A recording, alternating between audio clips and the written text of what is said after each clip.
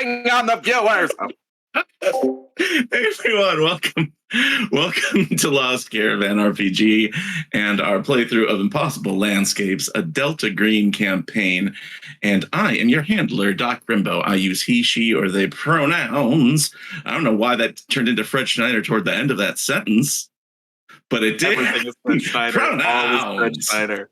Yeah, you can't go wrong with Fred Schneider. Speaking of which, I won't even mention it. I'm not going to say anything about the graphic, but it's the best thing I've ever seen in my life.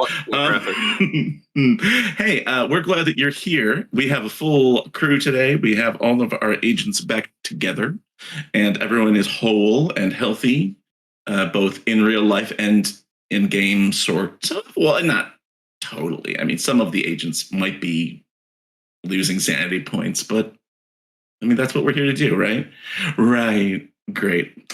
If it's your first time joining us, this is a horror game. We touch on some touchy stuff. So we use safety tools when we play with each other. And that means that if we come across something that you're not crazy about, you are absolutely welcome to do the same and sort of take a break, step away, whatever you need. This season of Impossible Landscapes has a lot to do with psychiatric care facilities and all of the things and complications that happen when a psychiatric care facility is infected by a supernatural horror. So, keep that in mind, okay? And take care of yourselves. And that's all we ask. We want to thank Epidemic Sound. I always use Epidemic for music and sound effects, and that's what we're using again tonight. So all the creepy music, all of the less creepy music comes through Epidemic. So feel free to swing by there, and especially if you're a streamer or creator. Let us check in with our cast. I can see us on the screen tonight. We're going to go left to right, and I see, well, there's me, and then, should we go left to right as the M52s, though? That's what we should do. Colin as Colin as Magnolia on the far left. Who is that in the original B-52's album cover, though? I don't know. Is that Fred Schneider in the original? I don't think it is. I want it to be, but I don't think Turk is the drummer. I think that Mayday is Fred Schneider. I think Fred Schneider's in the middle. This is all important stuff that we need to get out of the way before we start playing. Fred Schneider's in the middle. The one in the middle is the chick with the big red hair. Hey, everybody in chat, tell me what you've learned more about through watching Delta Green. Cosmic horror, demons and devils, B-52s. Which have you learned the most? Like, pre-Delta Green to now. What have you gained the most knowledge in? So much happens in this game that doesn't take the characters any closer to understanding anything.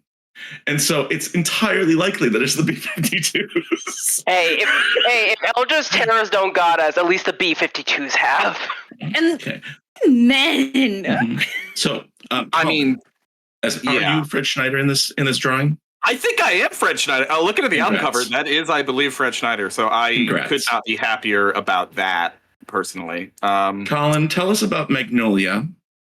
And then you don't want to hear about Fred Schneider? I thought my job here was to talk about Fred Schneider. No, that comes later. Okay. Tell us about Magnolia, and I'd love to hear what you think Magnolia's theory is about what the crap is going on in Dorchester, Massachusetts in 2015. Once again, I didn't understand the assignment. I thought you were going to ask me what his favorite B-52 song is, but okay, fine. We'll play this game your way. Yep, we will. Okay, hold on. Let me just... I gotta go. Oh, sorry. Yes, later. Become Magnolia first, please. Yeah. The glasses. Okay, so I wasn't paying attention. What's the question? What is Magnolia's theory about what's happening? About this case, about Operation Indian Moon. I got one word for you. Mm-hmm. China. Shut the fuck up. You shut the fuck up right now. You shut the fuck up. I love it. That's a great theory, I guess. I'll be real with you. Excuse me. Let me be completely honest. I have absolutely no idea what's going on. That is not what I'm paid to do. I am paid to contain the problem and keep people quiet. In fact, I'm not even paid as it is. So No, Delta Green doesn't. and there's no health insurance with this job. The benefits are terrible. It's very bad. That's really all I'm here for. It's outside of the pride that comes with saving the world, there's nothing good about working for Delta Green. Really, no. There really There's isn't. really There's no. no benefits at all, personal or Excellent. professional. Well, thank you, Colin. Thank you for being here. Last week we got to see Magnolia do a murder. Will he murder someone this week? We'll find out in just a bit. Working toward number 97. Yep. Let us go down the B-52's art, the album cover art, to Turk. Hi, Turk. Hi, Doc. Hi, how's Maltese? And does Maltese have a theory about what's happening or guesses or anything? Maltese has plenty of theories. About this case, less so. He thinks weird phone. He thinks weird phone voice is, pretty targeted. And figure something out, I guess. But he's going to look through all these. He's going to do the paperwork because that's what he can do right now until it's go time. And then once someone tells him who to whack over the head with conjoined like jack and iron and axe, it's gonna happen. It's gonna happen. Oh, when it's whacking time, Sunday sauce. Sunday. Can't say whacking time. You can't say whacking time. It's whacking time. Can you say whacking time followed by Sunday sauce? Whacking time, and I get you all the Sunday sauce you want. Oh, I fucking bet. That's something to the list. Yo, Yeah. I would absolutely guzzle your Barella's Sunday drawing already. I can tell. You see, It's Cyril the just like creamiest furiously Sunday drawing. sauce, let me tell As soon you. as Sunday sauce comes up in Do you realize that conversation. you just made "It's whacking time" your catchphrase now? Like, do you realize what you've done? All Do you understand the Maltese merch. enormity of what you've done? Oh, it's quite enormous, yeah. That's enough of that. Lonnie, No, but sorry, real quick. I do have a theory. go ahead. I think this extra guy is a whack job who's tugging on chains, and we should probably go look into him. Yeah, I think that's a pretty good theory. All right, great. Mayday, Lonnie, hi. How are you? What's Mayday's guess as to what's happening here? Hi. I think Mayday, hearing that we're in a made-up situation right now, I think she's thinking that, like, we must have been being watched for a while, and for some reason they want all of us to be in the same area, and everything that's actually happening is just like it's a mission before the mission was even known to be a thing, because like they're basically turning it into a mission. If that, I don't think that made sense. Yeah, no, I get you. It feels like all the agents were pulled into this, right? I think orchestrated was a word we used before. Yes. And so that it just the fact that it's a mission is kind of secondary to what's really going on. Mm-hmm. Like And she I said like last that. time, I think I said forced, and then you said orchestrated, and orchestrated was better. But still, definitely, like, things just feel like they're happening specifically for us to see and do stuff about. So Agreed. That is a theory that you have. Terrific. Thank you, Lonnie. Next down the line on the album cover art, it's our friend Liv who's back with Margin. Liv, we missed you last week. Did you have a good week? I did, and I missed you all too. Excuse me. Whew. Went from very high pitch to a voice crack. It's finally happening to me. Puberty. Maybe I'll finally be 6 foot tall. Anyway, You're very tall. You're one of the tallest people I know. already 6 feet tall. Yeah, Liv is definitely 6 feet tall. Yep. And Minimum. what's Margin's take on what's going on with this thing here? Margin. Also, I went into a fugue state with my note taking last week because at one point, when we got the names, I think of the law firm that Mayday's dad or brother's going to work for. I tried to see if it was an anagram.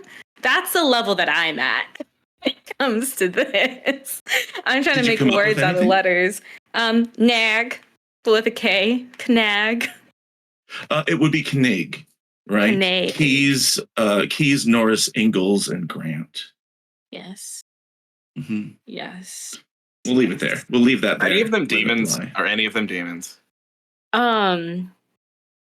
That's a question for in game. You can't That's an send me. in-game question. You Question cannot for send me Demon down Web that 101. pipeline. No, but I don't think Margin has much of a theory at this time, mainly because I'm not supposed to know the information from last week. I did watch the episode because I'm a good cast member. Y'all did great, but I don't know. It's role-playing. Right now, she's purely fixated on this V cell thing.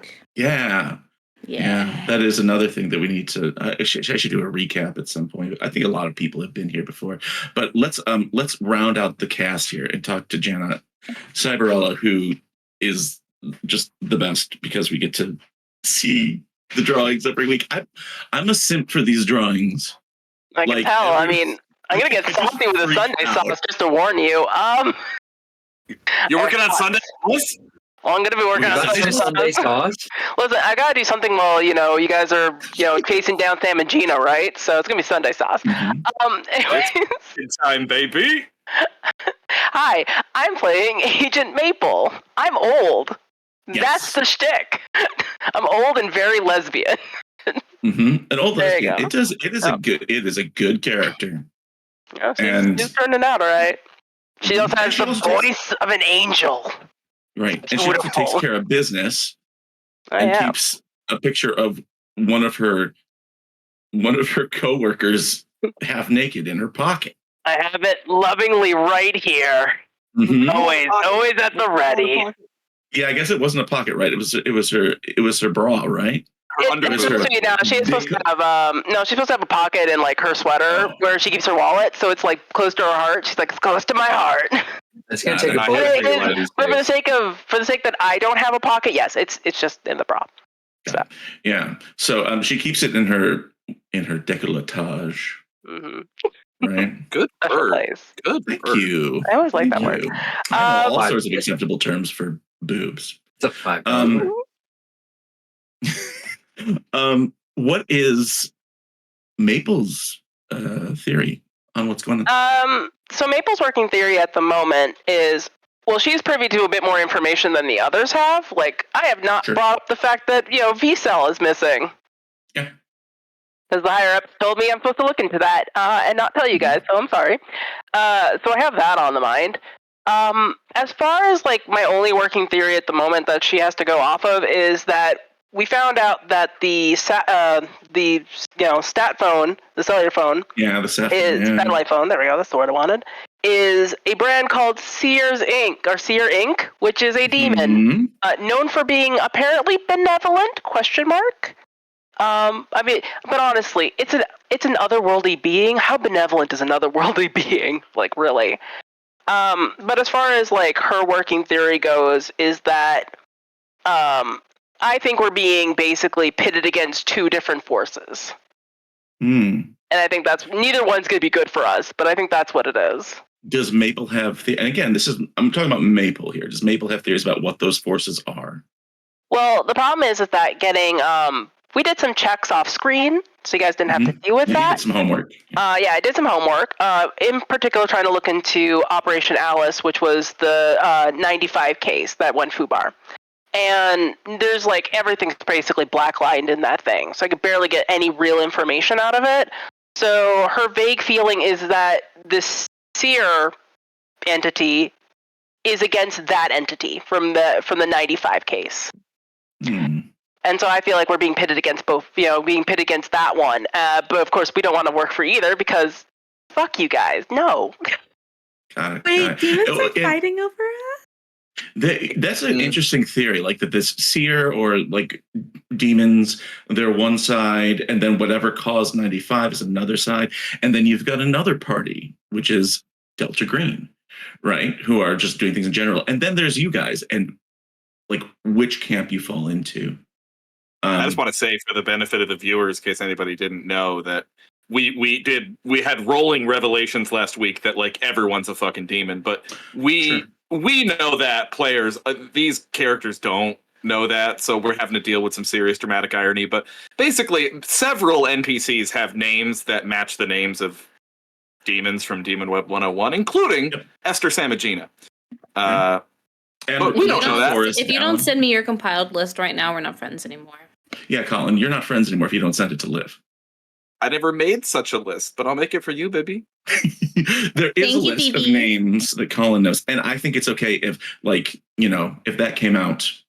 I think that the dramatic irony has run its course.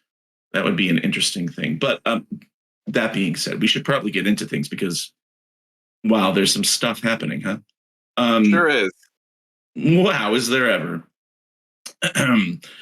Before we go any further, again, horror game. Viewer discretion advised.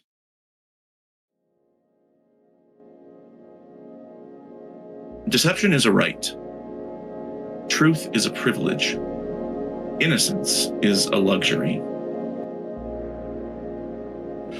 Born of the U.S. government's 1928 raid on the degenerate coastal town of Innsmouth, Massachusetts, the covert agency known as Delta Green opposes the forces of darkness with honor, but without glory.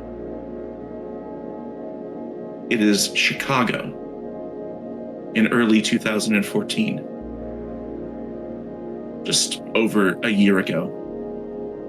And we start with a tight close-up of the eyes of a person that we know as Agent Mayday. And they have 1,000-yard stare as they stare off, consumed with thoughts about someone or something. And then as our point of view pulls back, we see that she is dressed in a very nice, semi-formal kind of outfit. And then she's seated at a banquet table with a number of other people, many of whom are wearing tuxedos or evening gowns. And we realize that we are in a hotel ballroom. And the attention of all of the people here is directed toward a stage where a upper middle-aged woman is standing at a podium,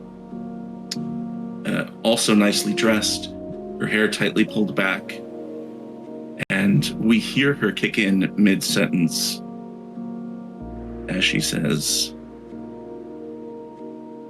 and that's why when we started the World Shaper Awards, when we founded this as a way to recognize excellence in the field of cardiology and in medicine at large, we knew that there would be no shortage of deserving people, but the winner of tonight's award, the recipient, is somebody who, within his career, has gone above and beyond, who has made a difference. I think it's appropriate that this is the World Shaper Awards, and this man, this doctor, has shaped the world and made it a better place. So please join me and the rest of the Chicago Regional Cardiological Sciences Association as we welcome to the stage Dr. Samuel Griffin Myers. And everybody starts applauding. Is Mayday applauding? I think in that moment, absolutely. She's doing her best to be the proud wife and is, you know, just beaming, like full-faced smile, beaming with pride, and just wants to make, like, she thinks that this is the best thing that could happen for him. And so Sam walks up to the podium to give an acceptance speech. And as he begins, his words sort of fade and get a little bit muted and dull. As once again, we go back to Mayday and her mind, as much as she wants to be there for him, her mind in this moment is obviously somewhere else. What is Mayday thinking about? I think once Sam goes up there and kind of becomes this big public speaking figure instead of her husband sitting right next to her, and realizing like how many people looking around the room are just so in awe of this person that she just like goes home to at the end of the night. She kind of has that moment of she almost feels anonymous, unwanted.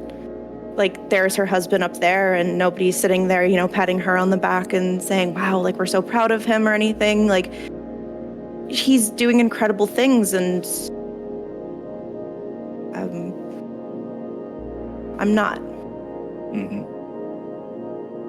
Later that night,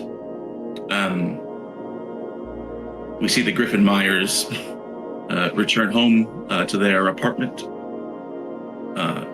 near downtown, north side of Chicago. Nice area to live in. And Sam is lugging this award. It's like one of those, like, it looks like a crystal shard, you know, like abstract shape type of thing. And he's lugging and he's like, where should I put this? Thelma, where should I put this? We can make a place in your study. I think that'd be nice. Yeah. Put it on Okay. display. Or would you want to put it, you know, in the entryway of the room of the house? People can. I don't know. No, that feels a little bit like. Hey, look at me. You know what I mean? And I've had enough of that tonight. It's just kind of weird, you know. You're too modest for your own good.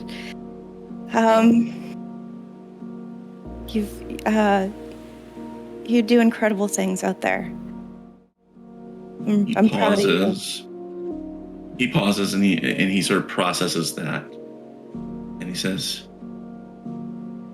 he doesn't even respond to that "I'm proud of you" statement, not maliciously, but he's just somewhere else and he's looking at this thing and goes, "I'm gonna put it in the bathroom," and he like walks off to the half bath down the hall.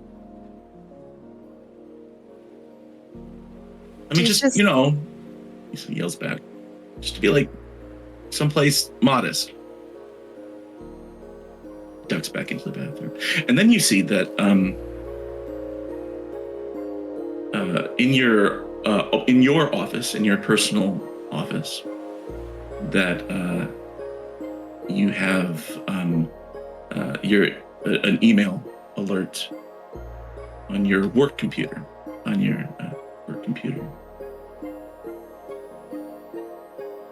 I kind of will just, I'll kind of just like drop my bag and like maybe if I was carrying my like shawl or something, kind of just drop them on the floor and go towards the computer. And you drop your shawl in your bag and you hear Sam say, "Did you say something?" No. You gotta speak up, hun. If you know, you're too quiet. I'm fine. Okay. And yeah, she'll open up the email.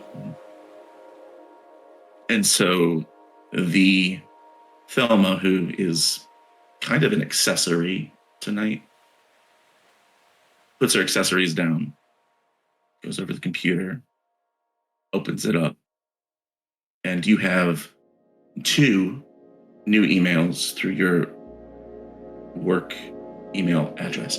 And one of them is from your brother. It's from Adam, who we've met before in this campaign, an IT guy. And it says, "Hey, Thelm, it's me, Adam," you know, and then he goes on for a paragraph about his cat Sprinkles and the struggles of raising a cat in the city. Eyes glaze over that part. Yep. Mm-hmm. It's kind of like giving you attention sort of thing, you know. It's like he's used to doing that sort of stuff. Mm-hmm, yeah. He definitely is. And then as you get on, there's like, anyway, I looked into that thing that you wanted me to look into about the movie. And he says, you're right. It's weird. There's just like, there's nothing online.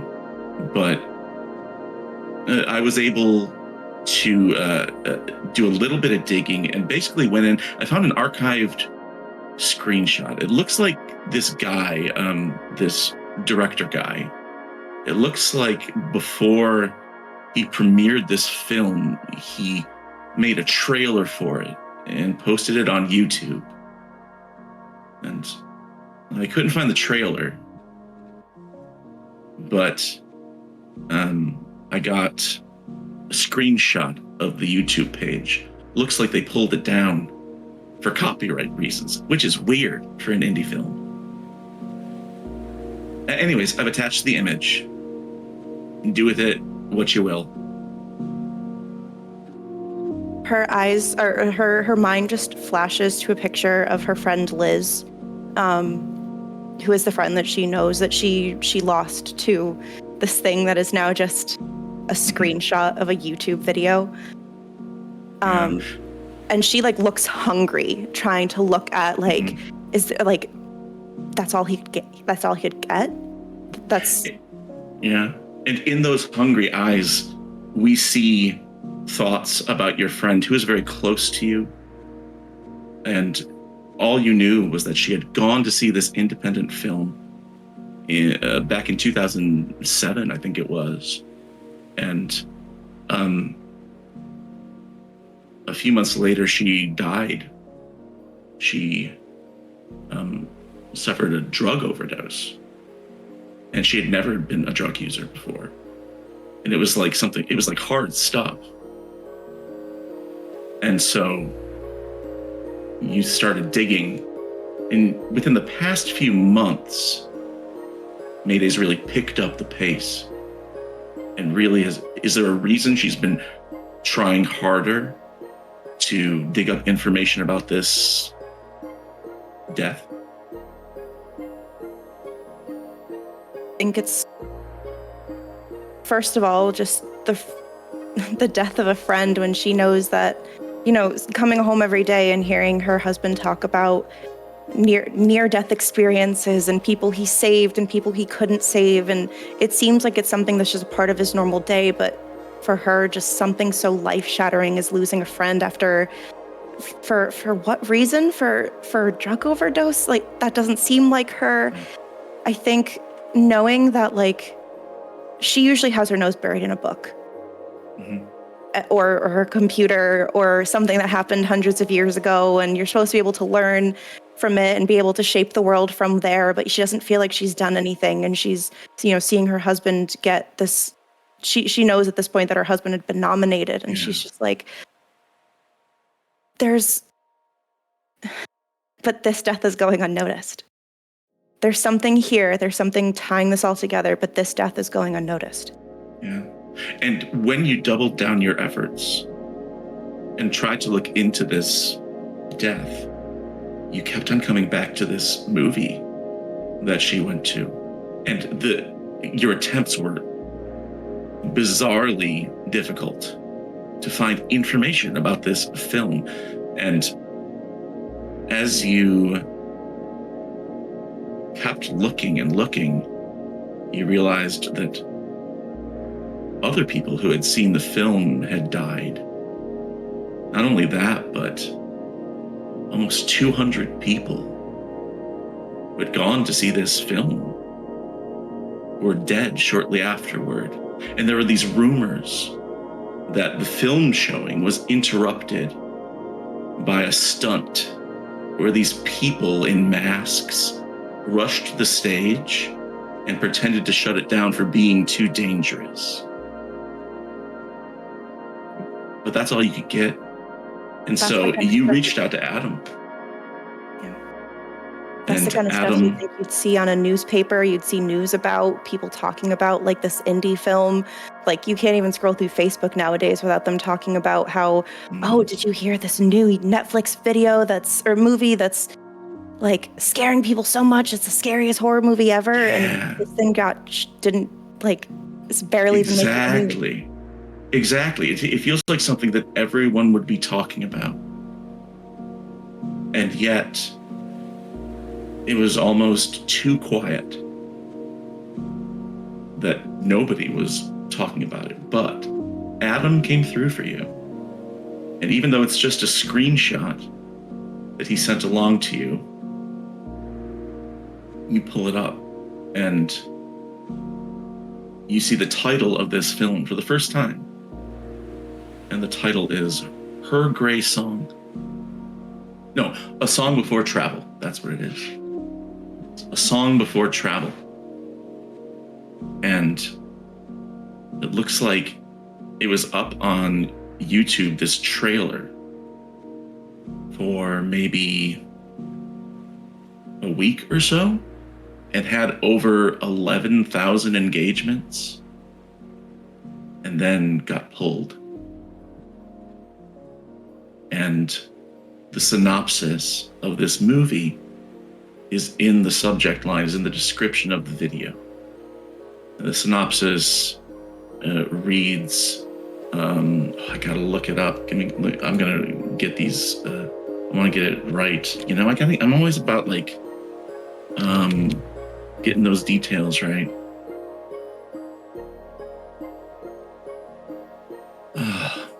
Yeah, it's somewhere here.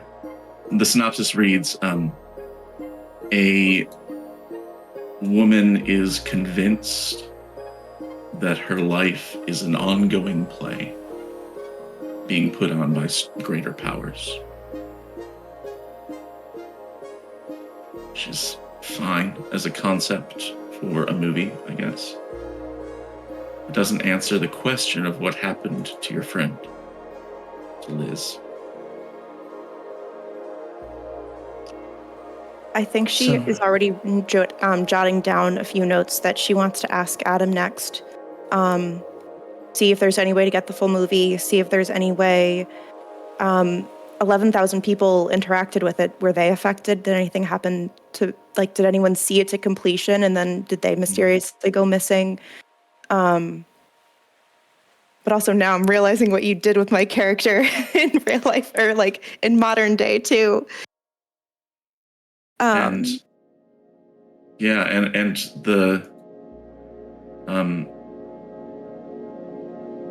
the more thoughts you have, the more new questions you come up with, your mind starts racing and you start to feel this pull of making a difference.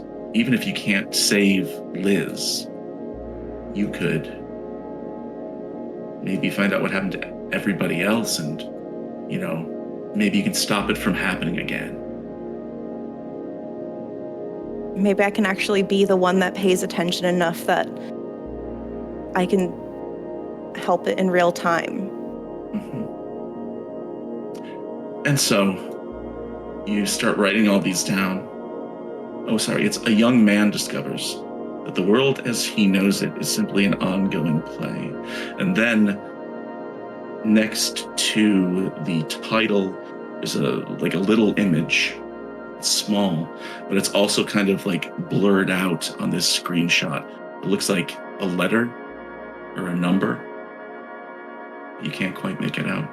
And as you're like brainstorming all these new questions, you remember, oh, there's another email. And you open it up. And there's no subject line. The reply address is like a whole bunch of letters and numbers, like somebody sent it from their cell phone or something like that, you know, like way back before SMS was a thing. And all the body says is, this movie is dangerous. You need to stop digging. If you want to know more, meet us at X Park on X date, and we'll tell you more about our group. And that was the day that Mayday got invited to join Delta Green.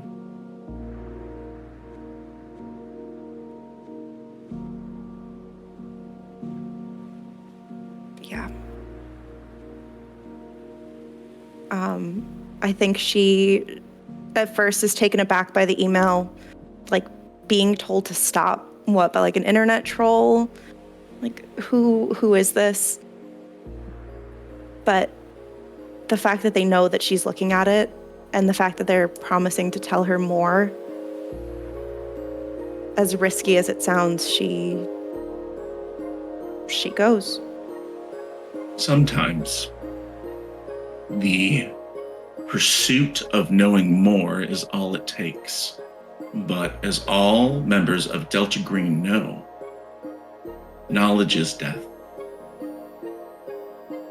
And so we leave the reflection of the computer in the eyes of Mayday 2014, and we go more than a year later, and we see her in the passenger seat of a car next to Agent Magnolia. What kind of car is it that we're driving here? Who remembers? I think we had Maltese's Silverado. truck. Yeah, we had the Yeah. Silverado. Yeah. I think you're right. I'm The so Silverado sorry that's for what already I'm about broken to do. down one time. I'm It's so fine. sorry for what I'm about to do to your truck. I'm not that sorry for what I'm about to do to your truck. So, the two of you are in this truck, and you had recently pulled up to the Dorchester house. You were going there. What was the intent? To speak to Samigina. That was Yeah. we were going there to kind of corner her and get some answers. Because Magnolia suspected that she has more knowledge than she's letting on. Right, because she knew some things she shouldn't have possibly known about him. And if anybody in this team, knows that knowledge is death, it's Magnolia, because as we saw last week, on several occasions, Magnolia is the death. Yeah, I make sure that knowledge is death. That's right. You're the guarantee, right? You're the insurance policy in several situations. And so you pull up to the Dorchester house. You're about to drive up to the gate when you see it begin to open. And Nurse Samigina's car, Ford Focus, pulls out. Good American car. Yes. Good American car. And she turns left out of the parking lot, and you follow.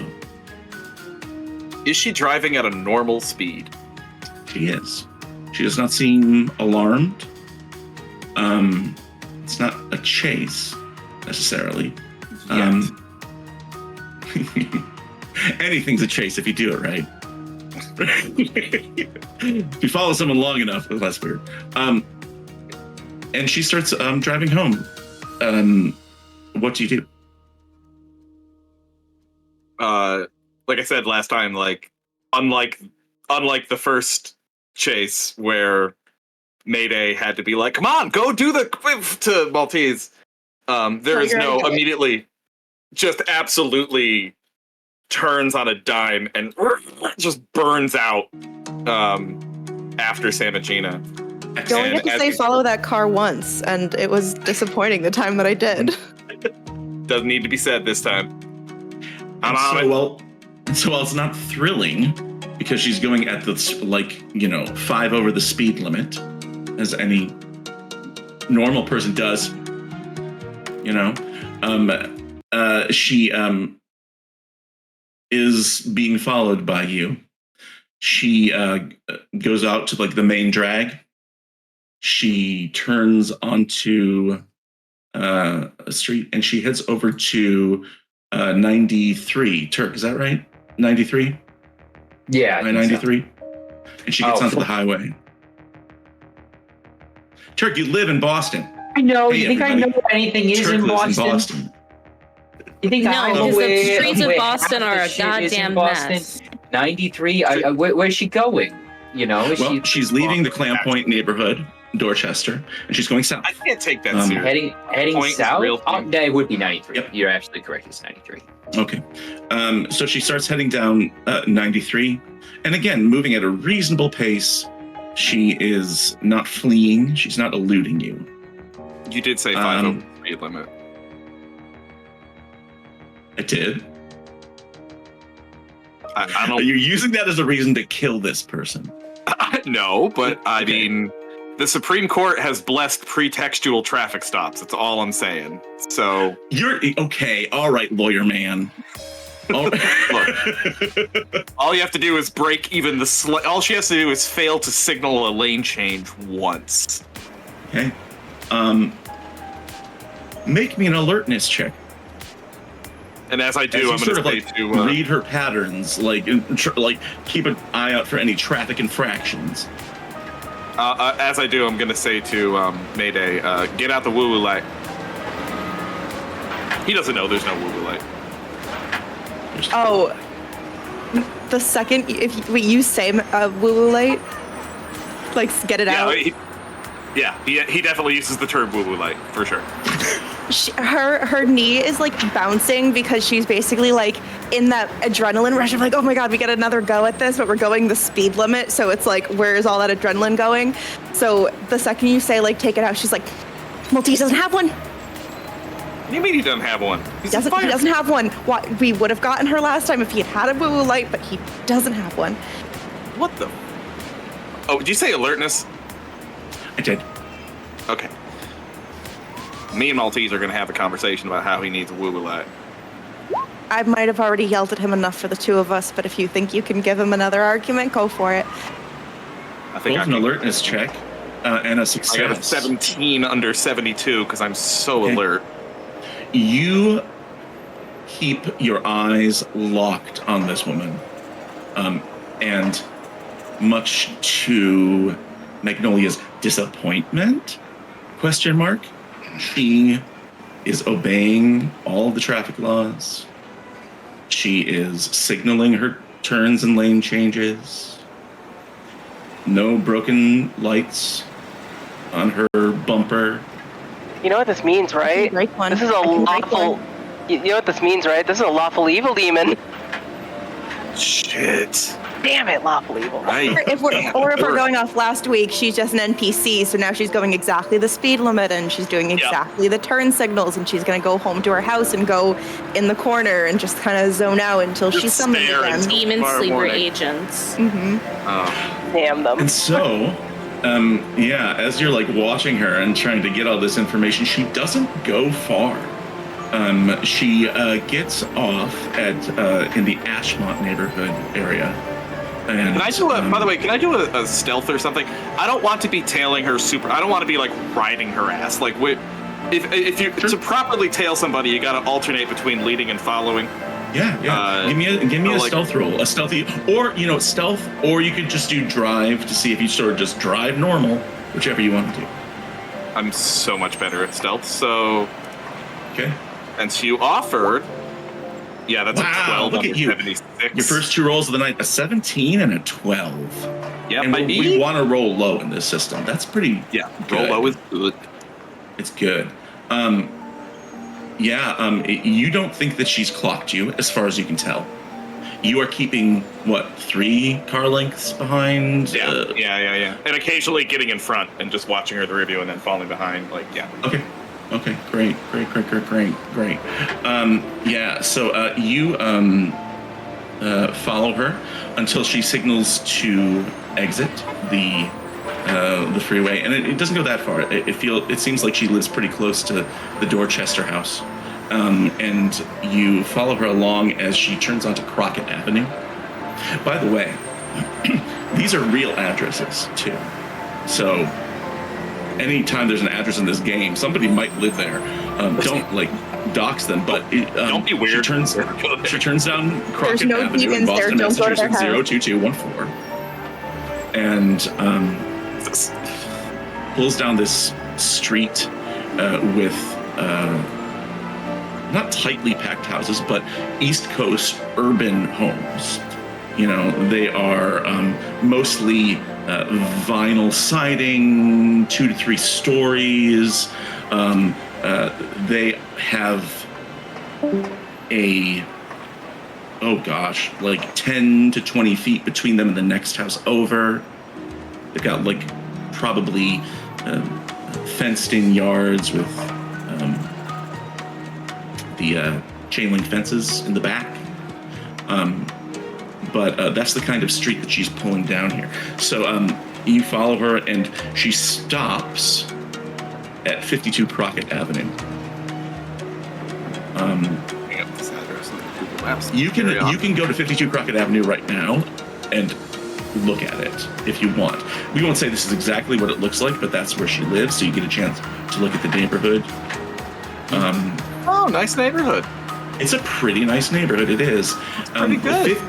52, where apparently Esther lives, because she pulls into the driveway just right next to it,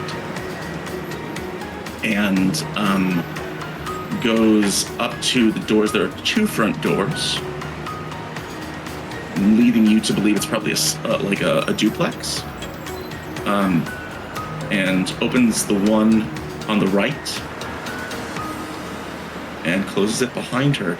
Turns on the lights. It was they were off when she got here. You see the lights light up from the inside. What do you do? Do you know legal stuff? A bit. Stuff about history of law. Not a lawyer. Okay, do you know the kind of words we should say to get inside someone's house? On CSI, usually they say they have a warrant. I just realized, yes, okay, hold on. This makes Colin so happy. You're a massive CSI fan. Yeah. This is your moment to fucking shine. Absolutely. Wait, I know some. CSI? You like that show? Yeah. That doesn't make me a lawyer. Pause the conversation. Where are you during this conversation? Down the street? Across the street? Staking out? Like, he pulled up on the other side of the street a little ways down the block where they could still see, but he's not like directly in front of the house. Right. Got it. Okay. Great. A few houses down. Yeah. On Crockett Avenue.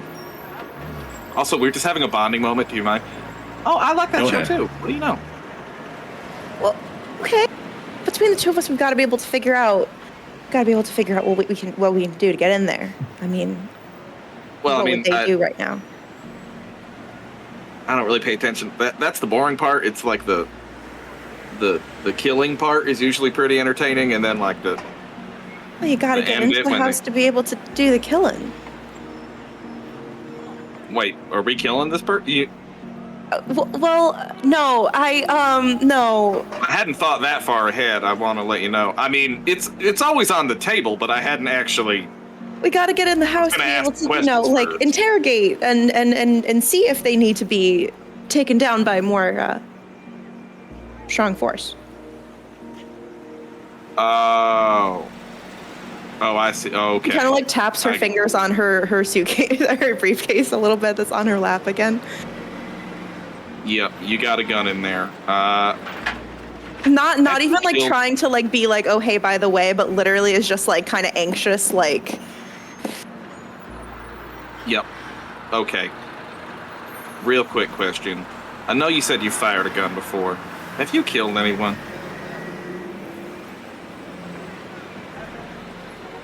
I have killed a lot of paper targets at driving ranges.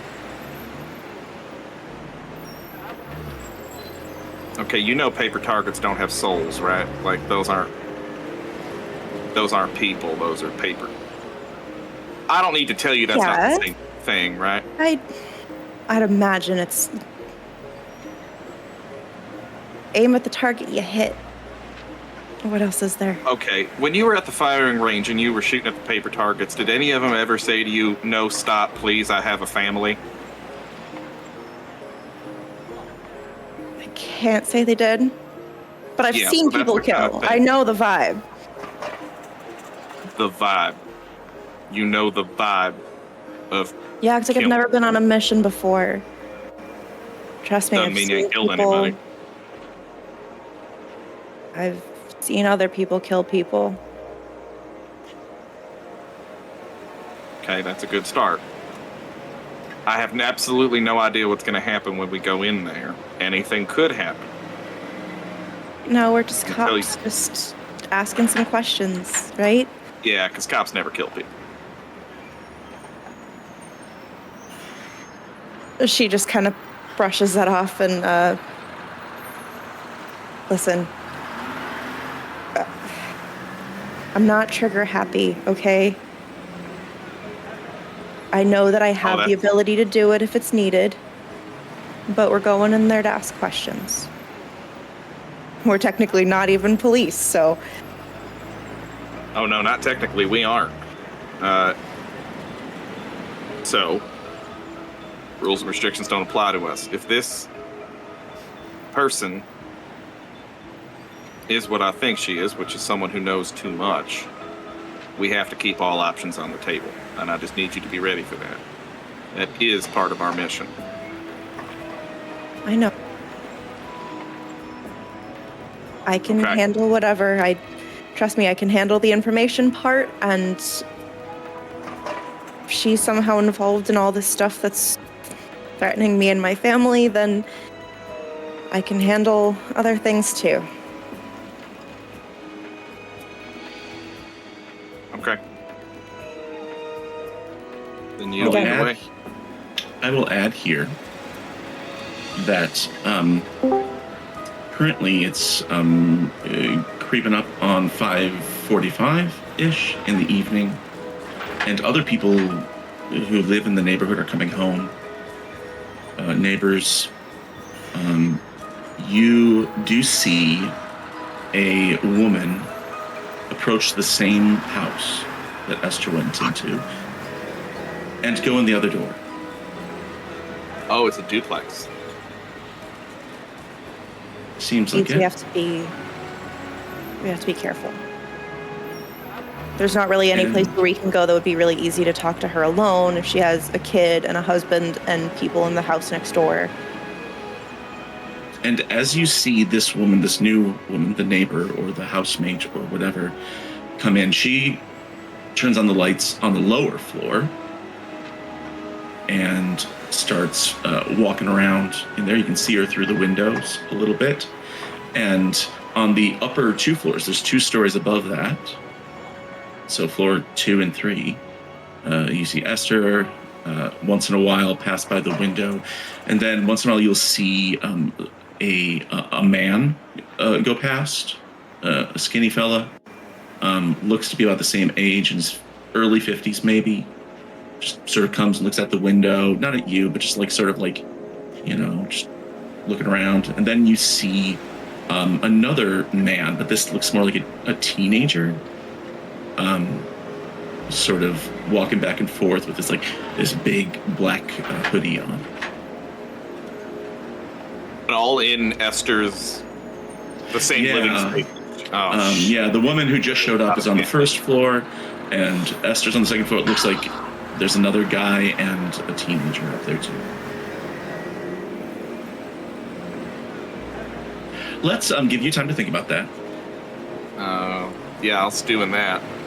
Just take a little time to go back to the Stone Motel. And Margin, I want to check in with you. I want to know what Margin is doing. This is the same day where just most of the day she's been in her hotel room by herself, and it's like dinner time. It's like almost 6 o'clock. What's Margin doing at this moment? I think Margin is getting up for the first time. And you know that feeling when you take too long of a nap in the middle of the day and you just feel like hell. Yeah, it's like, why did I even take that nap if I'm gonna feel like this? Exactly. Worse. Like that, but worse. That's what you get when you nap too late. Yeah. And so Calamari hangover. Calamari Never hangover. again. Never again. But yeah, so I think she gets up and just has like a solid 5 minutes of sitting on the side of the bed, kind of dissociating, trying to figure out yo, who the fuck even am I? Before getting up and kind of meandering out of her room and down the hall to find something to eat. Sure. That'll jog the system. Food. And are Maltese Maltese? Are you in your room down the hall? Yep. Okay. I would imagine that Maple is in one of her safe houses. Or are you hanging out with Maltese? You know what? I'll have left that to Maltese because I did give him homework. I have all the paperwork Okay. to go through, so yeah. Yeah, what's Maltese doing? I'm going through all the paperwork. I am doing a full Staff. Yeah. Yeah, I have staff, patients, the whole 9 yards. I have a actually pretty dang good forensics score, and then Nice. I've got a good mind for laying this out. So I'm going What? through case details. What is he looking for? I want to know more about the people who disappeared. I mean, we don't even have names of these folks or understand what they were about. Yeah, I mean, you have names. You have an initial and name, last name. Yeah. But what were they suffering from? What were they Right. the case files. Sure. There's a records on people and studies, reports on how they're doing. Yeah. So that might be the first thing, because you have these separate case files for these 3 missing individuals, right? Mm-hmm. And you can easily look at those and sort of look them over. There is this common thread of PTSD mixed with delusions, hallucinations, that sort of thing. And so, as somebody who works for Delta Green, the PTSD might be real, the illusions might not be. These could be actual things that they've seen. But you also get a little bit of personal information on each of them. This is the first time you've looked at the names of these missing people that Barbas gave to you. This is so one of those Thomas Howe or Who, Hou. Looks like he was a FBI special agent. 39 years old. And, like I said, PTSD, depression, anxiety, possible schizophrenia, that sort of stuff. Looks like he'd been in there for a few years and had spent all that time on the 3rd floor. And then you look up Cal Diasa, and Cal is a 43-year-old man. It says he used to be an EMT, used to be an emergency surgeon, but not anymore. And there's some notes in the margins. There's some notes from looks like Dr. Dowling, maybe about possible lack of direction in life, too young to retire, but had to stop being a surgeon. He doesn't say why. All that. Right. Then Liv. I'm sorry, I looked at Discord. I'm not looking there. I gotta stay focused. No, don't. I just realized I wasn't muted while I laughed. I'm so sorry. All right. And then you look at Lila Mack's file. Lila is former Air Force and NSA information specialist, which makes you think of Maple.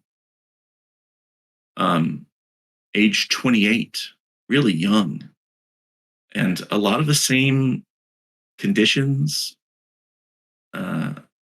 mixed in. I mean, there's also other stuff mixed in there, like ADHD and blah blah blah. Just more mild things, but really doesn't leave you with a great view of them as people. Just that looks like they would be Delta Green agents. But then you also have that full list of all the patients, and then you've got one of all the employees. And then you hear footsteps in the hallway.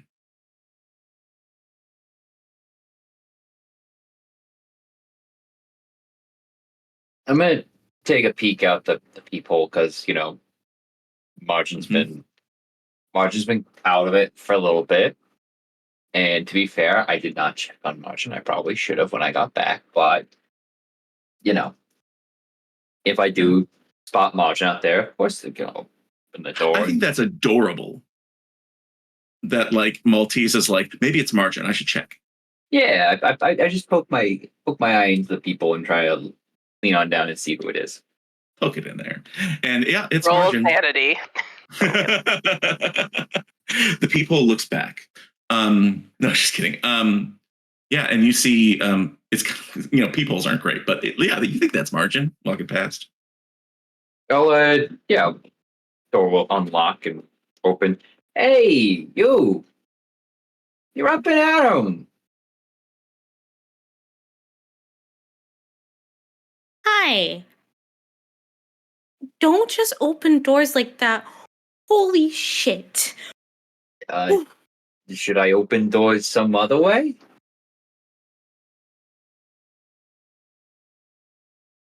You're always a smart ass when the old woman's not around.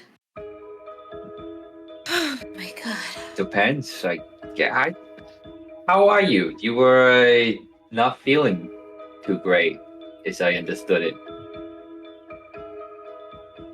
I'm fine. I'm okay.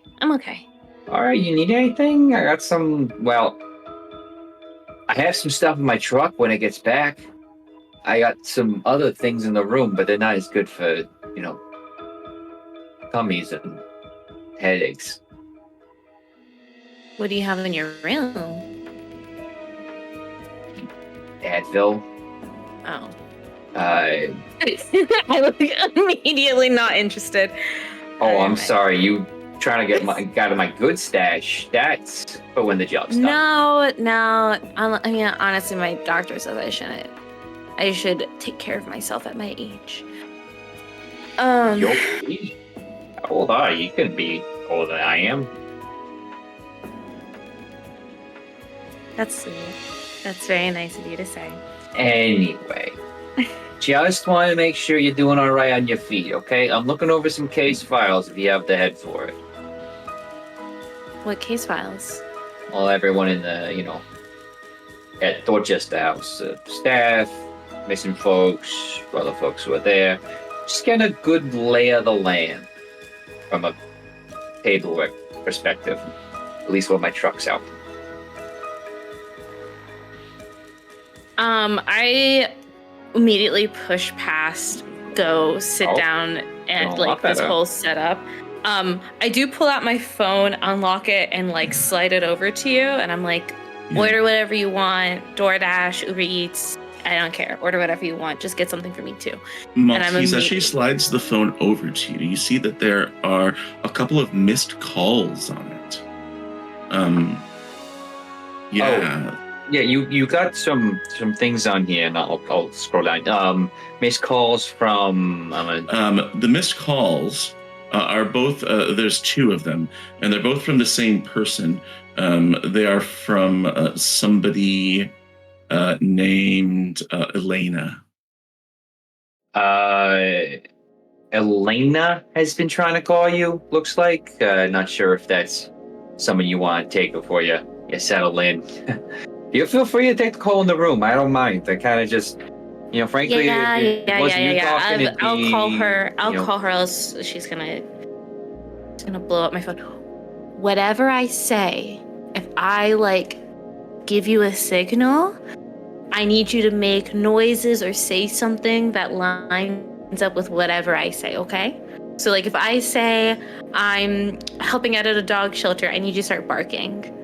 Something along those lines. I can't do this, Liv. You can't do this to me. I'll try, I guess, but I'm exactly charades champion over here. But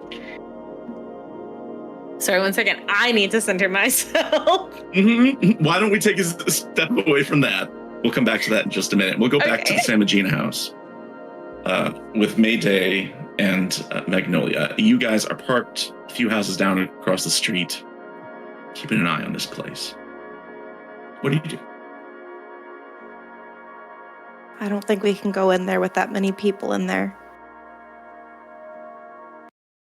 Even just ask questions. We can't knock on her door and have her husband answer and wonder why she's being questioned by the police. Right? Magnolia looks visibly annoyed. He is a very blunt object. When the direct approach doesn't work, he doesn't have a lot of backup plans.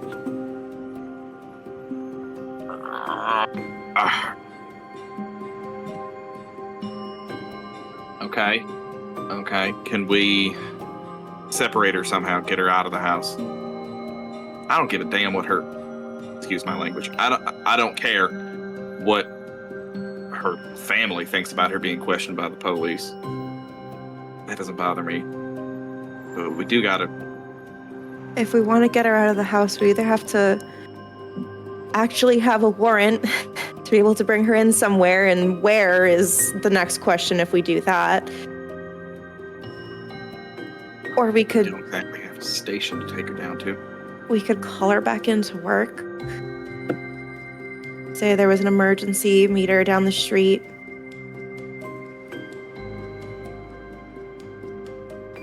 Or, and follow me here, we could kidnap her. How do you get her out of the house? Oh, that's the easy part. It's then how do you bundle into a vehicle without the rest of the neighborhood seeing? That's the part you got to worry about. Well, we have a pickup truck, so it'll be easy to conceal once we get her in the truck. But Well, okay. How about I think kidnapping should be a little further down our list, right? Well, okay, hear me out. We induce her out of the house under some false pretenses, convince her to get in a vehicle with us, tell her we're taking her somewhere, and then take her to Fair. a different location. That is technically kidnapping, I think. Well, if we tell her we're taking her somewhere and we're actually taking her to that place, but where?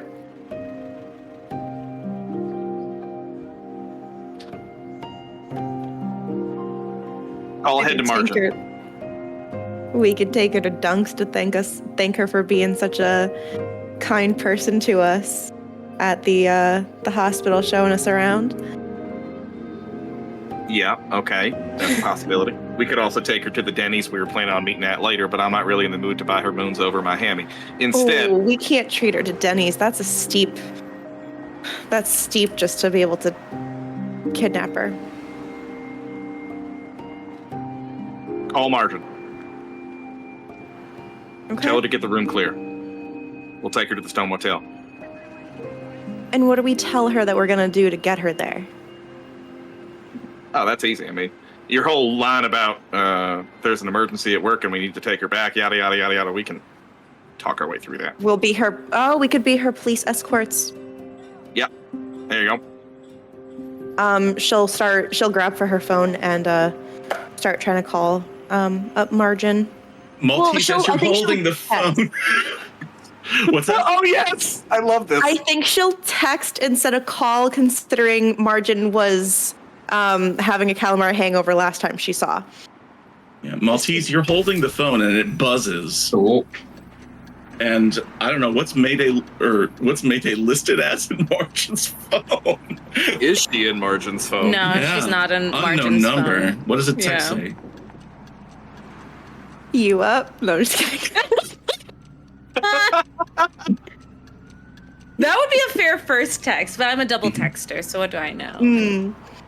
I think I'll say you up and then realize what that means, and then be like, I mean, like feeling better and up and about after your calamari hangover. You up. I'm Person sorry, kidnapping.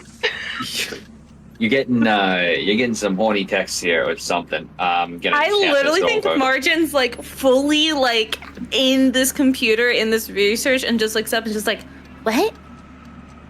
Is her hair up again? Did she do that again? Yeah, her hair's now, all you're gonna wanna. Yeah. I'm gonna just click the text really quick. You're gonna want to respond to this. Never mind. It's not horny. It's concerned. It's not horny. It's concerned. You could be the both. memoir of my life. Chapter So 1. horny. It's concerning. No, I do think Margin will look over and just, oh, it's one of ours. I don't know who that is, so I didn't save the number. And also, if you look, not that you would be nosy, you're such a good boy, but if you were to look through most of Margin's messages, there's like maybe 5 names. Most of the texts are just numbers. Most Elena. Yeah. That kind of Should be right chaos. back. Monica, what's going on? Oh yeah. And I think just I would just expect. That was me like, talking to Mayday. Sorry, I'm not. Like, I do think it was text. She's gonna sit there and shrug like she hasn't responded yet. Yeah, I think she would text back and just, I'm up. Who is this? She's gonna write Mayday 3 times to make it seem like it's like Mayday, Mayday, like Marshall. So it doesn't seem like. Oh my fucking fantastic. It's Mayday, and she seems like she's in trouble. She's calling it SOS. Okay. K. Yeah, probably just K. We wanted her to get the room ready so we can. You know what? Hold on. This is.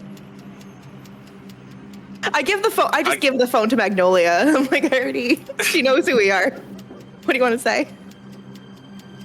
I call. I just immediately hit the. I answer. Hey, it's not Mayday. It's in fact Magnolia. Hi, Maggie. Hey, Mag. Oh, it's spread to you too. I need you to make some room. We're bringing somebody back to the motel. Like room in a bathtub or room in like on a bed or? Remember how, well, your room still got like nothing on it, right? Because I moved the bed aside and all that? Yeah. Yeah, okay, we're gonna use that. Okay. Haven't touched it. Great. Okay, just like maybe put a chair in the middle of the room. Oh, okay. Hang up the phone. Hey, she sounds weirdly okay with this, he says before he hangs the phone up. That's the last thing you hear. He hangs up the phone. I gotta stay with Magnolia here and Mayday. What do? Now is the time for action. Now is the time for action. Be people of action. All right, we gotta talk her out of the house. Get her in the car. Okay, what was the emergency at work? Sun's starting to go down at 6:15. Shit. Bryce didn't show up for his shift. He needs to come back in. Unless Bryce was already on work. Damn, we don't know his work schedule. She's the head nurse, right? She is. Yeah.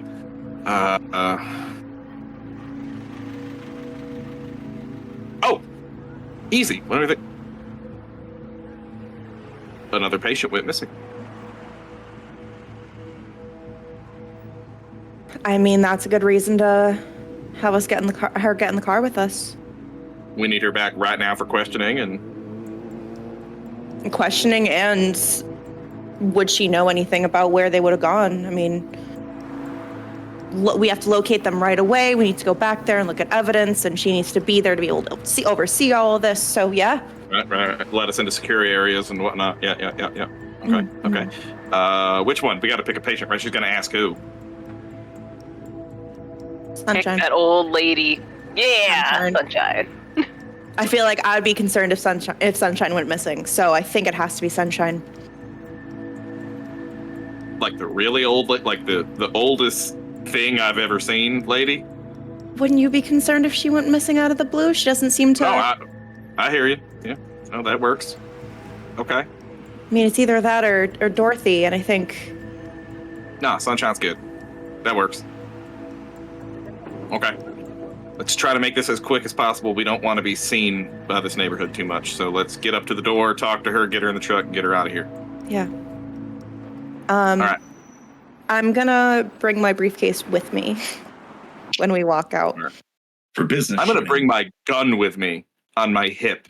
Oh, well, I'm bringing my gun with me too, just in the briefcase. That looks very professional. Right. I'm going to open carry my pistol. Get out of the truck. Across the street. It's starting to quiet down. There's not as many cars coming and going. Not anybody out on the street right now. And approach the door. And there's a doorbell there with the number on it. 52, which according to Google Maps is next door to 54, but they share a building. Whatever. He gives there's probably a doorbell. You said there's a doorbell, yeah, right? He knocks so loud. Mm-hmm. He lives on the second and third floor. The first floor door opens. You can see the light come on from the downstairs neighbor, and a woman answers the door, and she says, "Can I help you?" Flash the badge immediately. Sorry about that, ma'am. She sort of looks at you as you flash the badge, and she says, "This is a woman. She's like 30 years old or so. Looks like she's in her like those elastic pants, you know, like that I wear all the time." And she looks at you and she says, "Oh, what do you need?" Sorry, ma'am. Do you know if your upstairs neighbors happen to be home? We were trying to get to them, but sorry, I must have disturbed you. SAMIGINA's? No, I haven't seen them in a bit. I mean, I'm guessing they're home. I thought their light was on. Okay. Right? Yeah. You want to talk to them? Yeah, we'll just ring the doorbell. Oh, you can go back to what you're doing. I'm sorry about that. Here. She doesn't listen to you. And she walks out and she takes like this big key ring out and unlocks their front door. And she said, "Do you make that face? Is that face in character?" No, it is not in character, but I'm just sitting here thinking about how this is a great way to kidnap somebody. Literally enter their house without even knowing. I think Magnolia is like, the fuck? Like, what is this lady's deal? I mean, she's probably the landlord. Yeah, if she sees that, she goes, "Oh, I own the building. But I rent out at the top." And she like opens the door, and in front of you, there is a mudroom, like a little mudroom with a coat closet, and then there is a long, narrow staircase that leads up to the second floor. And she comes in and she yells up the stairs. She goes, "Esther! Esther!" And after a moment or two, you hear footsteps coming, and the door opens, and Esther SAMIGINA pokes her head out, and she goes, "What is it, Wendy?" She says, "There's cops here." And she goes, "Cops? What the?" And then she sees the two of you. She goes, "Oh, it's Deputy Levesque," and what was Mayday's name? Deputy Morris. I just had to check that too. And Deputy Morris. Oh, yes. Oh, that's okay. You can let them in. Come on up. And Magnolia she backs into her is so happy she just said that because he completely forgot what his fake name was. So thank you for feeding that to me. She says, she says, "Come on up. Yep, right up here." And she backs into her apartment. He looks to Wendy with a face that says, "You are dismissed." Wendy sort of looks at you for a second longer.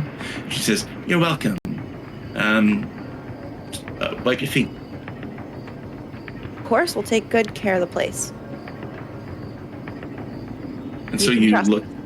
Kind of just up the like stairs. with finality. She goes back into her apartment. And so there's this long staircase. It turns a little bit at the top to the left. And just because it would be fun, I'm going to give you a blueprint of what this house's layout is. Oh. Wow. So you can go to roll 20, and I'll put you there. Should we be concerned that this house No, this is not Pathfinder. This is not D&D. Just because I give you a map. The fact that there is a map for her house means that there is a map, probably things to see, which means we are probably supposed to just stay at the base of the stairs and yell, "Hey, come with us," and not engage any further. Well, I mean, if you think yelling at the bottom of someone's stairs, "Hey, come with us," will work, you're welcome to do that. I mean, if we tell her the story that we have planned, maybe, if we have a sense of urgency because there's a missing patient, come on.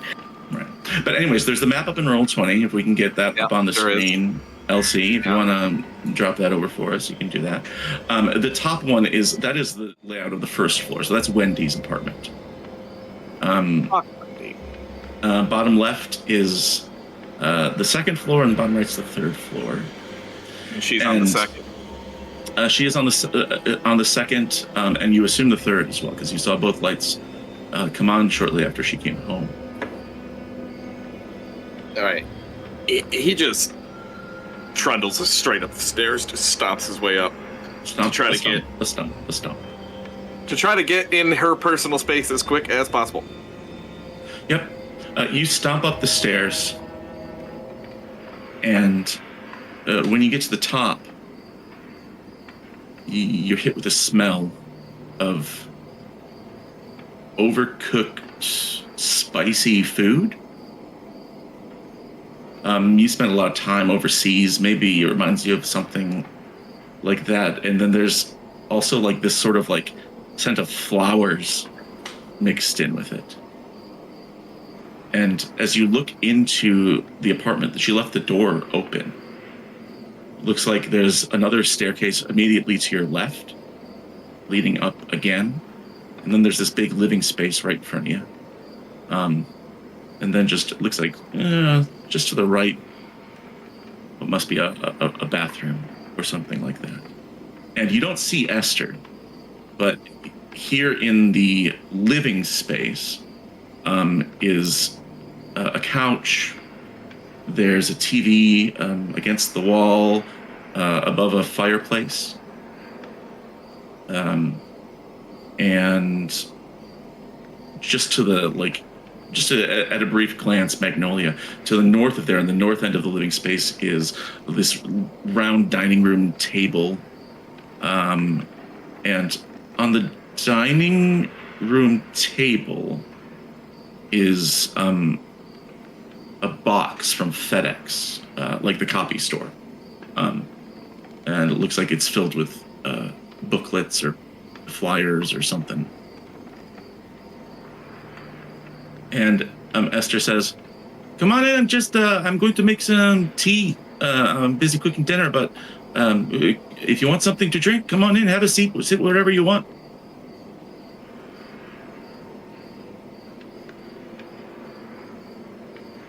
I can't stay. Oh, Esther, we're... Hold on. Henry! She yells toward the stairs. You see her appear from around the corner of the kitchen. Just, "Henry, I told you got to get your shoes off of the stairs." And then you look over, there's this big pair of sneakers on the stairway to your left. And she goes, "No, come on, have a seat, please." There's really no time for that, Esther. We need you to come over here and speak to us, please. It's about work. There's a pause. And she sort of looks back around the corner and she says, "About work? What's wrong? What's going on?" Well, that's the thing. We were gonna go and investigate a little bit more on the 3 missing people, and Good, great. but it turns out that another one's gone missing. You're also hit with this smell, alertness from both of you. That's never good. When you need to roll for a stank, that's never good. I mean, actually, this isn't the stank that you're rolling for, but maybe it is. Who knows? Oh, okay. Oh, I win. 13. I don't win, but You never have to investigate a good smell, you know? It's never like, ooh, muffins. Like, Ooh, cookies. let's see. Alert. Yeah, 13's great. I mean, Mayday's on it. Oh, you're on it too. Both of you are on it. Barely. I got it though. I'm very alert. So you both see this, is that next to the dining room table, like next to the fireplace, so like right here, I'm pinging, is what appears to be like a bin, like an industrial-sized bin, and inside there is like, it looks like some paint cans or something like that, some brushes maybe, and then there's like a little post-it note on it as well. You say a bin, she's got like a dumpster in her living room? No, it's like laundry basket sized. Oh, okay. You know, but it's carrying like these cans that look like paint cans. That might be where the smell's coming from. Does it smell like paint though? No. Or is that just where it's coming from? Okay. It smells like spicy food and flour. Like spicy fruit and, well, it's floral. I feel like in this moment though, he's just gonna be like, I feel like in this moment Magnolia's just like, well, that's weird, but I don't have time to process that. Like, that's Esther has strange. gone back into the kitchen. And she says, what's going on? Come on. You're acting kind of weird. Well,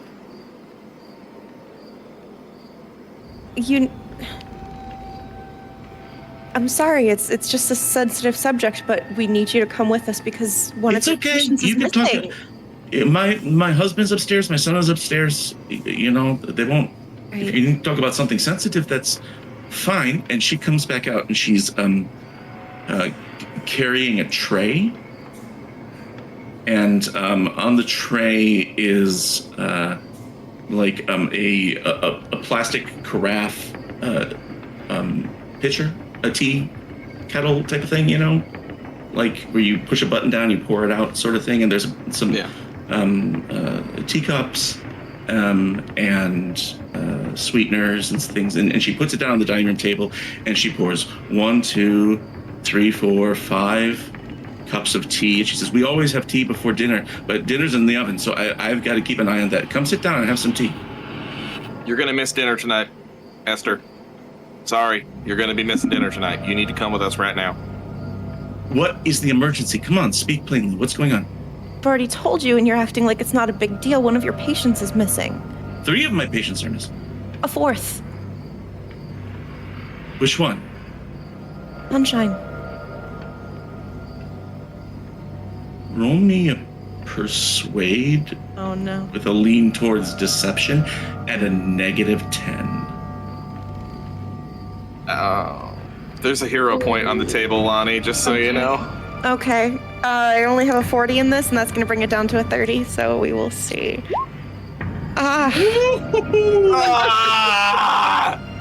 Use it. Oh, you got it. You got it. Oh, wait, no. Villain point to re-roll that, please. Wait. This is such a roller coaster of emotions because I thought I failed and then I passed, but then now you're going to make me fail. You did pass, but no, I'm going to make you re-roll it because I like having you here. And also, she knows her patients pretty well. Okay, now I use the hero point? Now use a hero point. Nah. There you go. Do it. Counterspell it. Use the hero point. Counterspell. Expelliarmus. I look so concerned. I'm like ready to cry. Like, oh my gosh, I've never been so invested in this person in my life, but this person's missing and she needs to come with us right now. Go fucking Mayday. That CSI There's like performance tears comes just right watering up in one eye. Because she doesn't seem concerned at all, and it's Sunshine. I mean, come on. She's standing there with the teapot in her hand, and she says, Sunshine. Sunshine's missing? Yes? Sunshine can't walk. The other Sets ones the are tea kettle restrained, down. and you want to think that they just walked out of there? None of them were able to walk. She picks Just up a leave? cup of tea and she's like, okay, fair. And who told you about this? She starts drinking her tea. We're about to go back to be able to investigate like more about the 3 missing ones that we already knew were missing. And we got a call. Scrutinizing the two of you right now. And she says, well, I didn't... Give me a second. Hold on. And she walks over towards the stairs and she says, Henry! She's like, yeah, again. She says, 1 second. And she goes up the stairs to the next floor. I don't want to be shoes. I don't want to be in the car with this lady. I got a question And leaving for you Doc. downstairs alone. Yes. Pursuant to our, like you said, when it comes to equipment in Delta Green, it's like, would you reasonably have it? Right? Right? Is that okay? Is it reasonable considering our cover and the fact that we're our specific cover and the fact that we're Delta Green agents that Magnolia would either have a set of handcuffs or zip ties? Have? Yes. Have on him. Roll me a luck check. That's a good answer. All right, it's a coin flip, y'all. 50-50. Fucking! Wow. Not today. You saw them This is the in second your stuff and thought about bringing them with you, but decided against it. For the people at home, that's a 99, a fumble. Your second 99, right? My second 90. Yeah, I had one last session too. Oh my Jesus. god. Sweet baby Jesus in a handbasket. What are you fucking doing? She's gone up the stairs, and you hear her yelling, and then you hear a boy's voice, like a teenage boy's voice. I'm gonna try to do a voice here for Henry. I know, Mom. I know. Yeah, I'll pick it up. It's fine. It's not a big deal. Come on, Henry. Come on. Did that voice work? Sounds like a robot, honestly. Robot It was child. a younger robot. It was Like like it's a not teenage robot. Baby robot. Teenage robot voice. It was a teenage robot. Which could be. Okay, Henry. Wow. And then you hear a man's voice saying, "Who's at the door?" And you hear them talking, but you can't make out what they're saying. You're here on this level of the house by yourselves. Sounds like all the Samiginas are upstairs. If you wanted to be sneaky. What I'm thinking is I don't want anyone other than Esther Samigina to see our faces. I mean, I don't want to interact with these two at all. I do not want them to see her. Because that's just more exposure. That's where Magnolia's head's at. So if he can get her down here and not interact with these people at all, that's ideal. Okay, how does he do that? Walking down the stairs. She said she's coming, right? Yeah, She Well, said, just a minute. kind of. Yeah, sort of. She said, in her well, own wait way. a minute. And then you hear her upstairs say to her husband, say, just a second, Phil, 1 second. I've got to call work. Shh. And then you hear footsteps. Step, step, step. And down the stairs comes a man, the man from the window. And he is just looking at the two of you with suspicion in his eyes. And he says, "Hi there." Hey. Walks over to the table, sits down at one of the... Hey there, he said. Hey there. I thought he Yeah, said, hey are you there.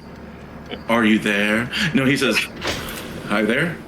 Goes over to the table, sits down with a cup of tea, and is like watching you, and is like, he doesn't say anything more. He's like waiting for you to say something. Evening, sir. Police officers. Flash the badge. Yeah, flash it. He Yes, sir. he sees you flash the badge and gives a not condescending but a little bit of a For you, you're a cop. He puts the badge back in his pocket on the same side where his gun is. Does he flash the gun on purpose? Just drawing eyes toward it purposefully. Yeah. Nice. And then you can hear footsteps upstairs moving around. And he says, "It's about the missing people, the patients. Yes, sir. Yes, sir. Did you find them? No, sir. Any Just- ideas?"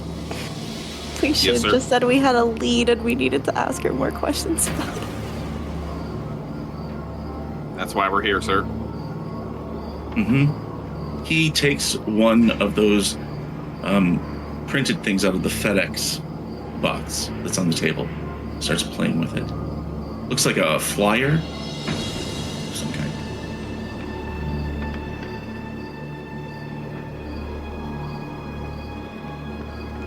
Fiddles with it. Are you Mr. Samigina? Yes, I'm Philip. Nice to meet you. And who are you? Your names? Officer Levesque, sir. Deputy Morris. Nice to meet you. You want to sit down? No, sir. We really need to get going. Where's your wife, Mr. Samigina? She's upstairs. You want me to get her? Yes, sir. That would be helpful. He gives this. Do I have your permission to go upstairs myself, sir? I can retrieve her if you don't feel like getting up, stretching your legs. He thinks for a moment and he says, "I guess yeah, that's fine. I guess. Go ahead." And he goes back to drinking his tea.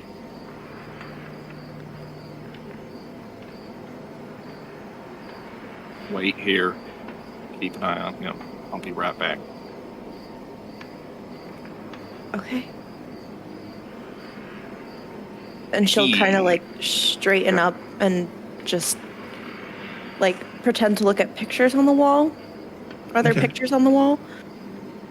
There are a few. Yeah, there's a couple pictures of. It's kind of it's mostly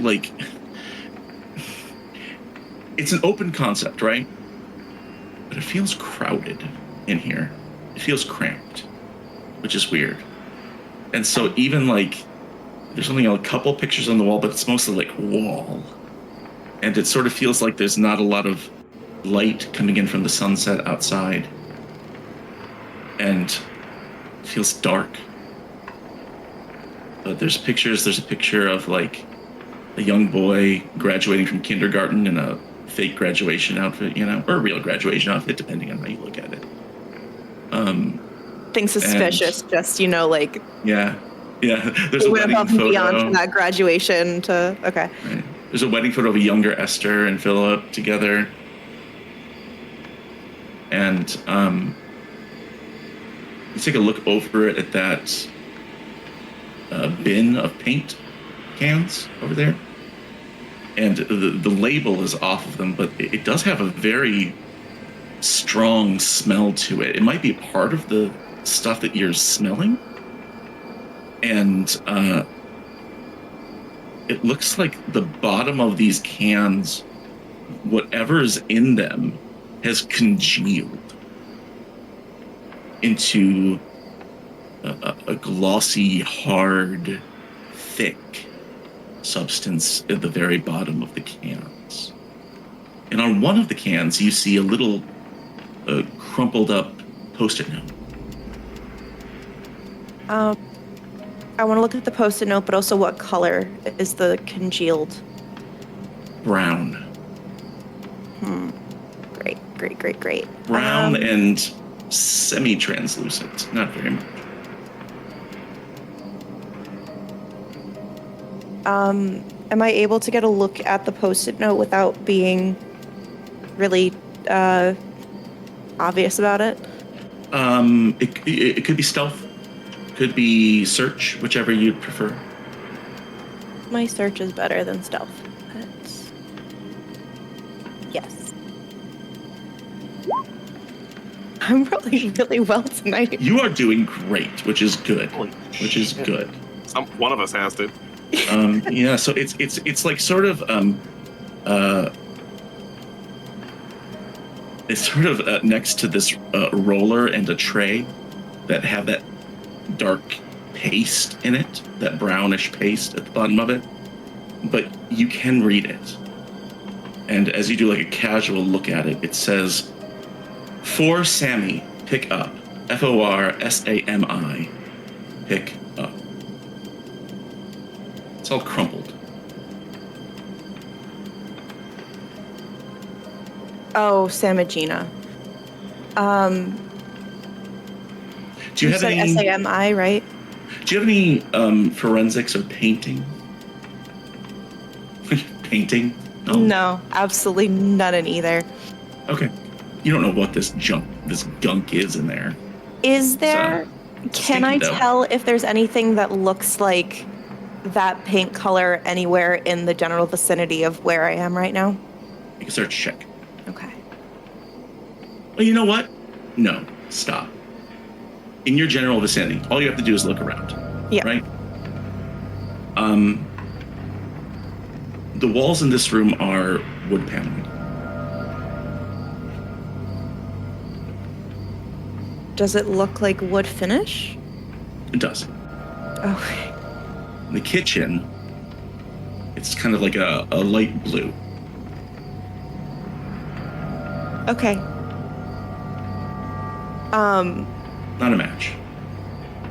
Cool. Does it smell like wood finish once I know that it's wood finish, or does it still smell off regardless? What are you smelling? Well, you said it was. I'm asking is, are you going to sniff these paint cans? Oh. Or are you going over to the wall? I mean, like, I'm assuming as, like, a woman in her 30s who owns a house with a man, she's probably You've experienced sniffed paint. wood finish before. You've huffed Sure, yeah. It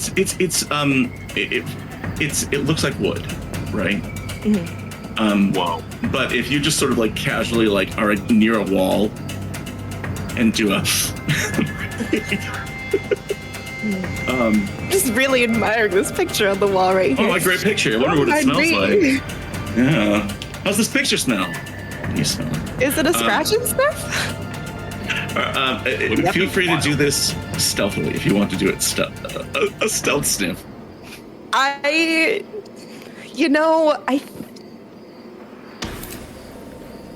Is it worth me trying to stealthily sniff the wall right now? I don't know. Or just go right up and sniff it. I mean, Philip don't care. He's drinking his tea. Is there a way it could be like around the corner, like a little bit, like kind of not around the corner, but like almost kind of like There's like a half wall or I anything? mean, you could go in the bathroom and see if it's in there. That's kind of around the corner. You could make that excuse. You could pretend to be looking at stuff in the kitchen. I don't know. What do you do? Stealth Fake going to you know what? I remember last time Colin said that no one goes to the bathroom in these games. I'm gonna fake having to go to the bathroom. Duck in there for a Classic. second. Be like, mind if I? He looks up from his tea and says, Sorry, "No, go I had ahead. a day. Right around the corner." Thank you. You go around the corner, and it's a bathroom, but it's tiny.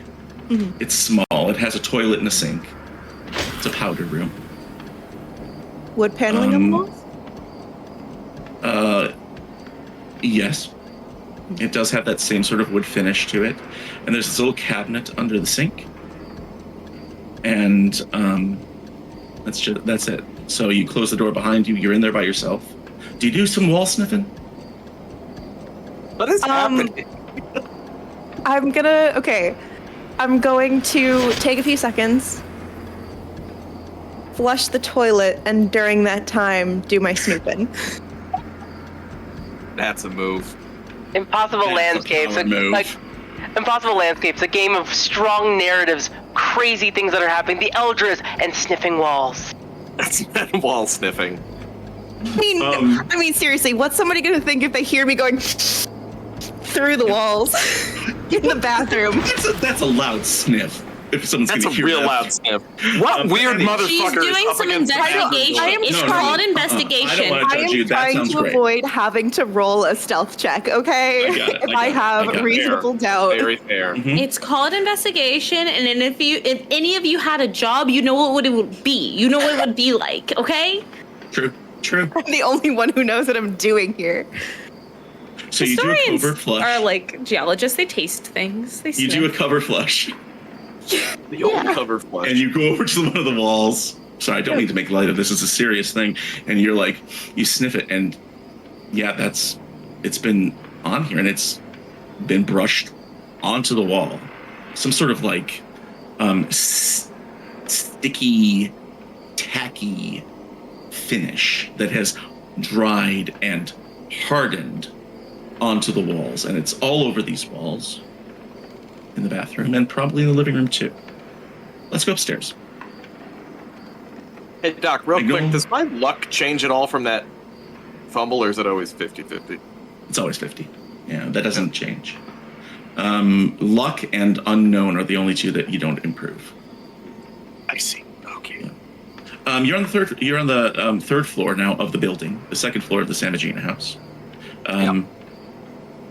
Wood paneled walls here. I'm not going to sniff the walls no matter what you say.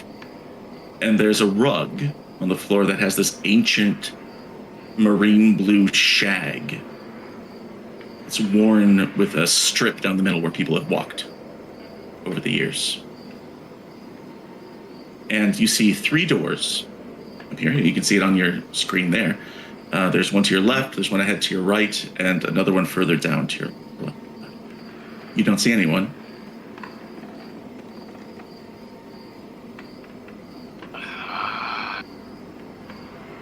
All right, his hand's on his hip. Esther, Don't get an answer. Esther, where are you? No answer. Esther,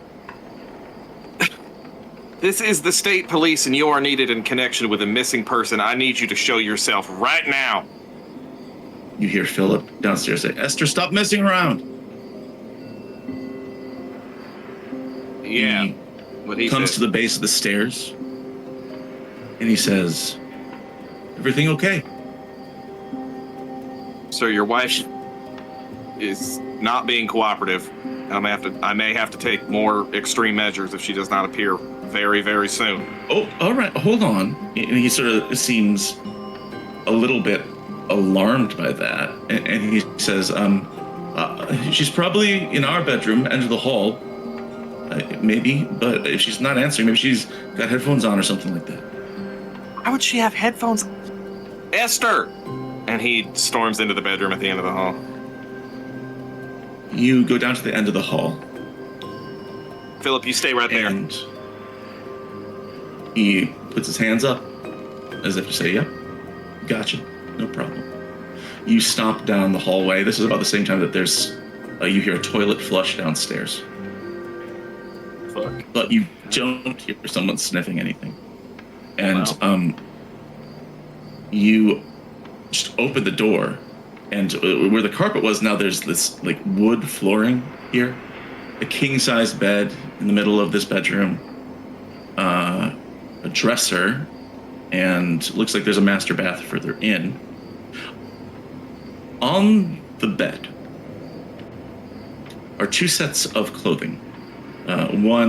Both seemingly masculine in gender flavor. One is like a business casual button-down shirt, khaki pants, etc., etc.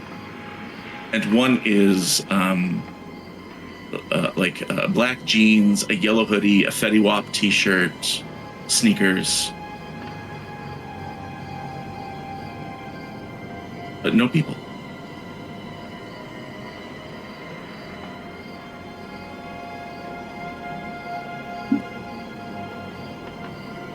They got raptured. All right, he's got the like on my knife holster here. He's got one of those little buttons. Yeah. That he just undoes on his gun holster, and puts his hand on his hip and walks slowly into this room. Because he's about where his head's at. If he's about to make an arrest. Yeah. Is it a valid Reasonable. one? No. Reasonable. But Esther, show yourself now. Hey, I got probable cause now. She's acting suspicious. Sure do. I mean, she's let you into her house, right?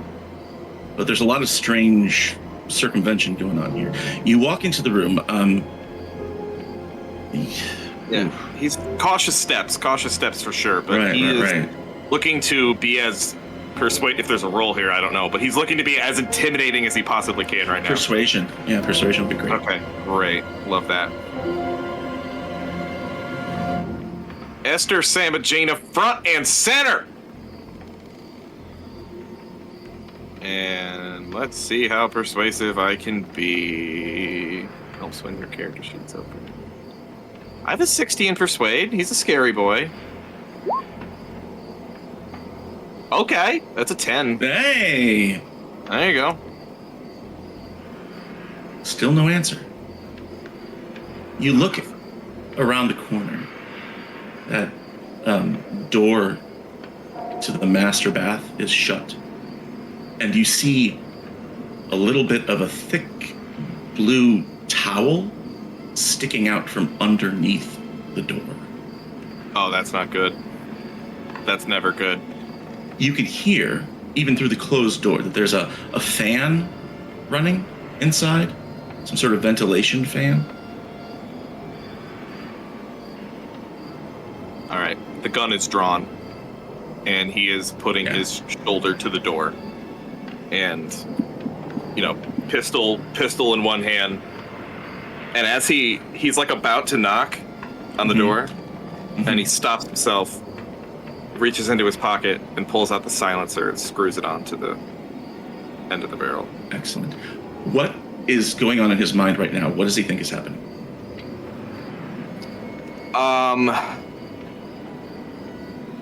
He actually thinks there's the towel at the bottom of the door makes him think that she may not be alive when he opens this door. Gotcha. You think she was trying to take that way out? Yeah, that is a move people pull. Either that or she's desperately trying to cover some kind of sound, possibly. Either way, he's got to get in there immediately and find out what's going on. You mean So like covering the sound of sniffing? But could in a be more covering severe she could way? be sniffing the walls, and we can't have that. Pretty now, can we? more Not in this common house, than you in think. my Christian Minecraft server. So he put go up his the shoulder door. and puts his hand on the doorbell. Yeah, puts his hand on the doorknob. Door seems to be unlocked. Esther, I'm coming in. No answer.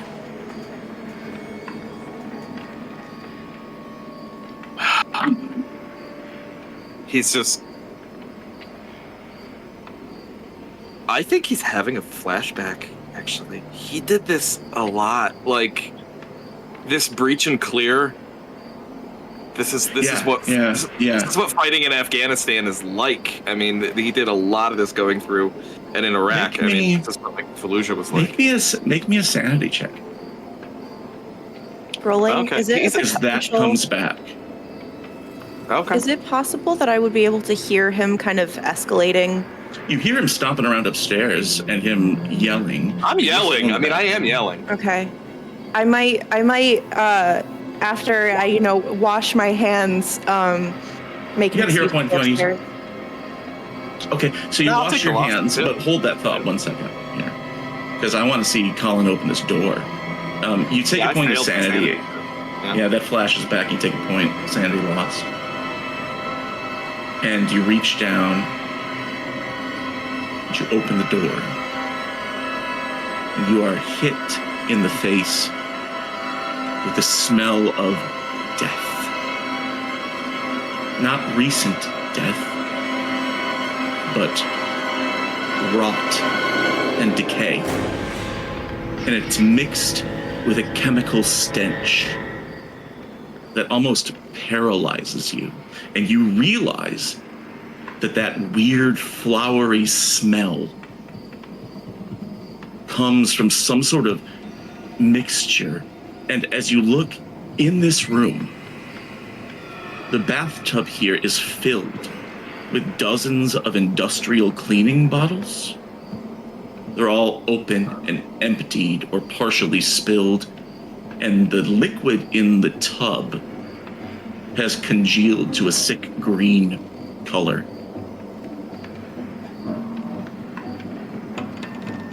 On the wall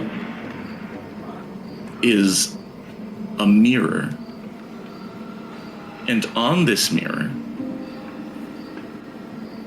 is a complex series of lines drawn in finger grease, forming a symbol.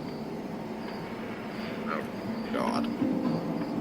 I need you to make me a sanity check after seeing the yellow sign for the first time. Oh, no. There it Yeah. Oh, that's Boom goes the unfortunate. dynamite. Yeah.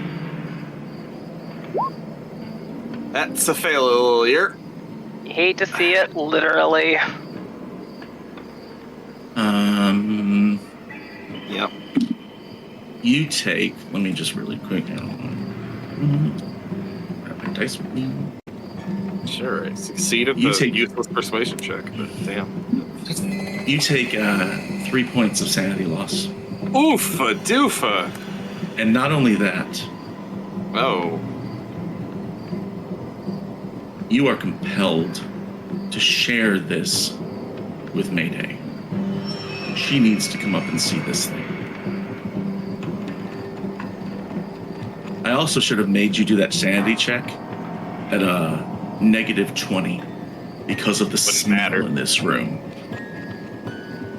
It's eye-watering.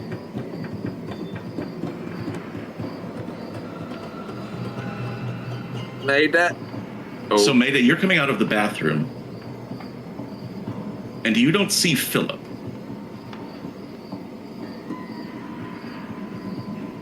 Well, I guess that makes it easier to make an excuse to go upstairs. Did I hear him moving around at all? Made that. Morris. Morris, you need to get up here. Now you hear him. Okay, I don't even think I have time to think. I think I literally just go up the stairs. Thump, thump, thump, thump, all the way up the stairs. 2 closed doors, 1 open door at the end of the hall. Does it look like is Magnolia literally just like standing in the doorway trying to be like, hey, over here, or is It's it weird. I think when you come up into the bedroom, Magnolia is just standing in front of the open door to the bathroom. Mm-hmm. And as And soon he as is- you get to the open bedroom door, you can smell it. So I'm thinking I'm gonna start rooting around in my briefcase really fast for my gun before I like basically up the stairs, see that something looks weird, know that he was calling for me from downstairs, which obviously means that either SAMIGINA's not cooperating or at least at the bare minimum. So she draws her gun from her briefcase really fast before she approaches. Okay. So you approach with your gun drawn. Magnolia, are you at the end of the hall? Down here. Last door on the left. Come Is in. everything okay? Yeah. Just something you gotta see. It's strange. She kind of mumbles under her breath, like, this whole thing is strange, but it's gonna have her gun ready and walk down the hall. You go into the bedroom and you hit that smell is crippling. It is bad. And you see those clothes laid out on the bed, like clothes that Henry or Philip would wear, like set out for them. And you come around and see Magnolia standing in the bathroom, looking at the mirror, and the stench just wafting out of that bathroom is enough to make you like need to like throw up a little bit. You have to like fight it. I think she's like talking through her sleeve, and saying, "Oh, can you just come out here for this? I don't think I can go in there." And it's weird. He comes out like that, he's covered up. But What's as in he just points into the bathroom at the mirror. Can she see it from here? No.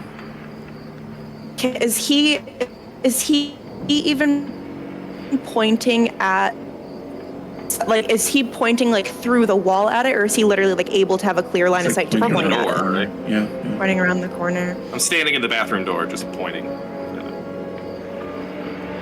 Listen, don't be cryptic about this. We already deal with enough of that. What am I looking at? It's something I think you have to see for yourself. Okay. Just hold your breath. You enter the bathroom. You see those cleaning solvents and liquids mixed into like this weird gooey green paste at the bottom of the bathtub. Do you have any medical training? Any that comes with your anthropology stuff or history stuff? Probably not. Any forensics? Would that just be medical, not forensics? I have 10 in first aid. Yeah, the bathtub is weird and like the sides are stained and like it's gross. And you see that on the sink counter, there's like a little handheld tape recorder, like a mini digital recorder, And then on the mirror, there is this sign. And at the same time, as you take a closer look at it, you realize that that movie trailer from a year ago that you saw the picture of, this could be what that little thumbnail was. I need you to make me a sanity check.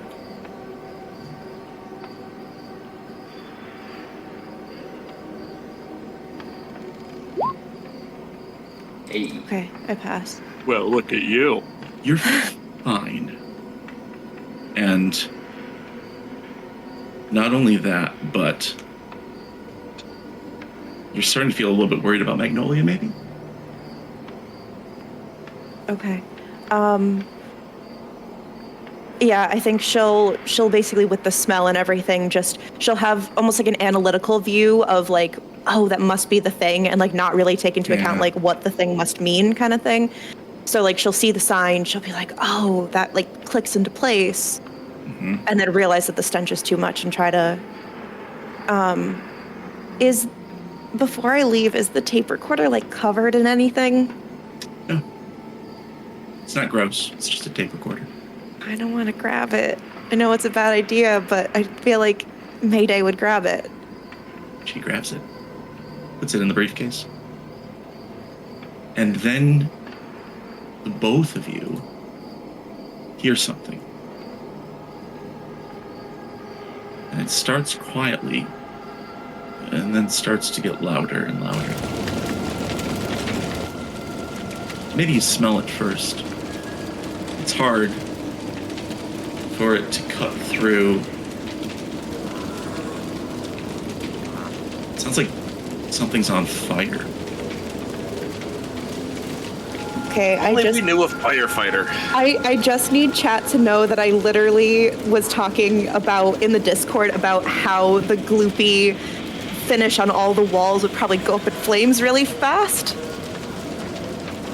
And dinner was a little overcooked. The dinner's a little overcooked. Wow, you really there was did a yellow say that. king. There was a yellow king distracting everything. So You said we smell it. You smell smoke. And we're on the third floor. We're on the third floor. And we'll say before we start this, you sort of get out into the hallway and you get to the end where the stairs are. I'll give you that. And as you look out into the yard, you see Esther Samigina standing in the yard, staring up at the window, laughing, with a box of matches in one hand and some fabric draped over her other arm. And she throws the matches down.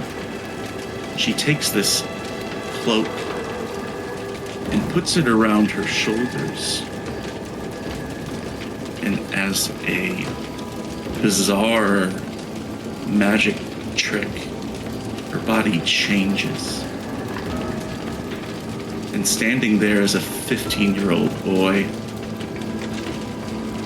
wearing a Fetty Wap t-shirt, who then turns, gets into the car, pulls out, and drives away. Oh my god, we never saw all three of them together at the same time. They were all the same person also. God. This house is on fire and we need to get to break. Do you trust me? Yeah. Have to. Okay, great. Runs, grabs Mayday, and dives through the window, putting his body, trying to make sure that his body lands first so that he absorbs the shock of the fall. You run and you grab her, and he shoots out the window. He shoots out the window. Well, let's say that's your action. We're gonna go in initiative here, okay? Oh. You take a gun, blast, blast, blast towards the window.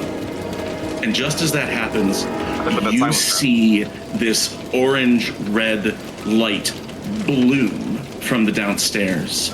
And you realize that the walls are igniting, and they're going to spread up here in a split second. Okay?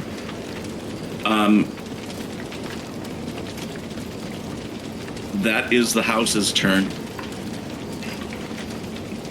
The house has turns. Good. If you're gonna grab her and dive out the window, I will need an athletics check. Okay. At -10. Okay. As the flames are starting to spread up the stairwell.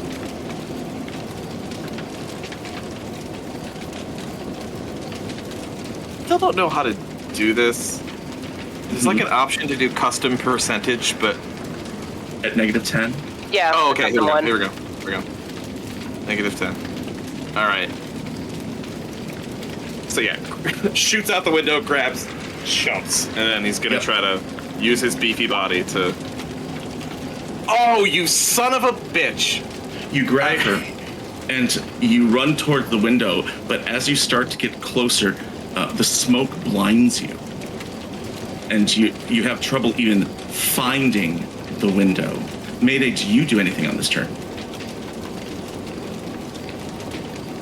Okay, so my first instinct was to call Maltese and literally just hoping that as long as I literally just push the button, he'll be able to hear the chaos of what's happening. Can I do that and also something else, or would that be my entire turn? That would be your entire turn. I gotta just grab Magnolia and run for it. Like, literally just lead him by the arm and... Which way? Out the window, down the stairs? Like, as you, like, turn, you're at the end of the hall. As you turn and you look down the stairs, the walls are ablaze. Whatever it was that they painted on these walls made it go up like that. It was right. And you're starting to think it was on purpose. Well, And- Yeah, I'm starting to think that.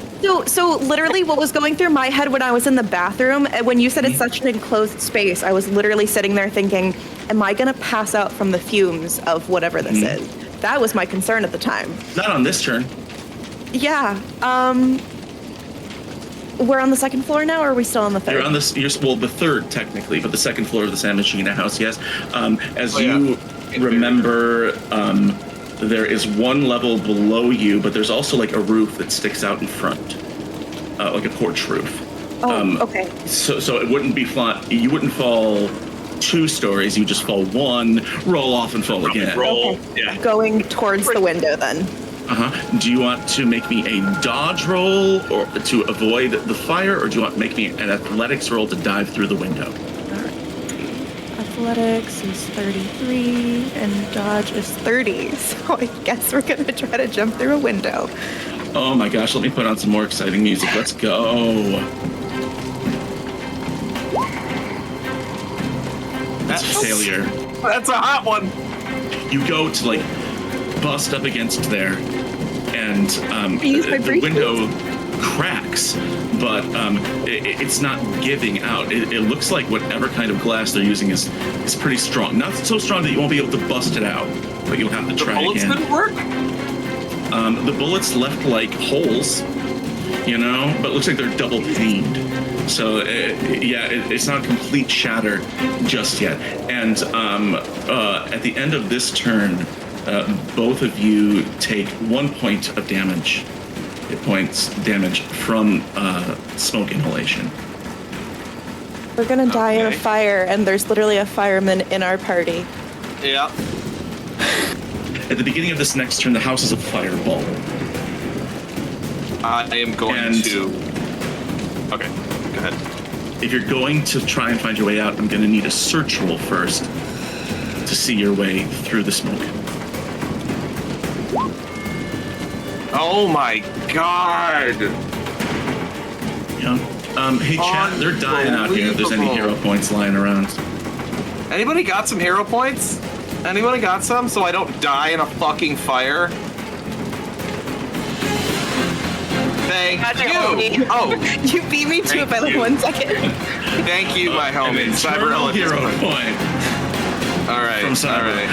Alright, so, you want to reroll? Try that again. Yeah, I would love to. Maple the support. There it is! Even if we kept that negative 20, this time the window gives. Yeah, he punches it out, I think. You dive out the window, and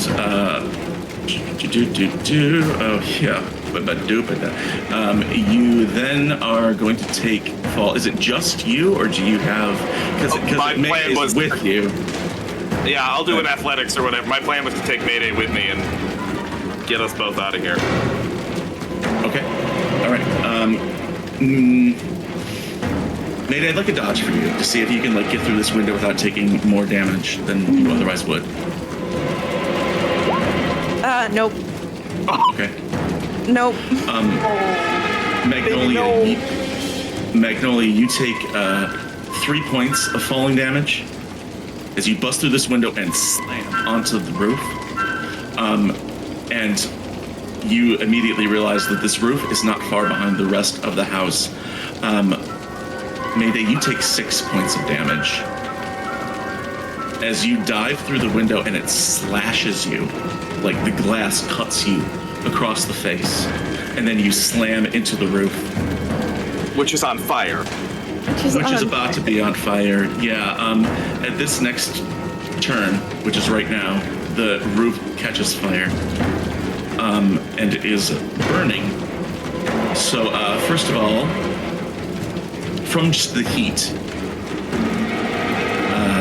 you both take another point, 1 point more each from burns. And then if you want to jump off again, you're going to take another D6 of falling damage. Well, again, my original plan here to try to spare Mayday as much as possible is to put my body between Mayday and the ground. Okay, all right, I like that. Here's what we'll do. Okay. How are you looking right now, though? After war, I'm fine. If you're going to do that, I'll need an athletics at -20 to try and take the brunt of it as you both tumble off of the roof. Okay, I hate you, but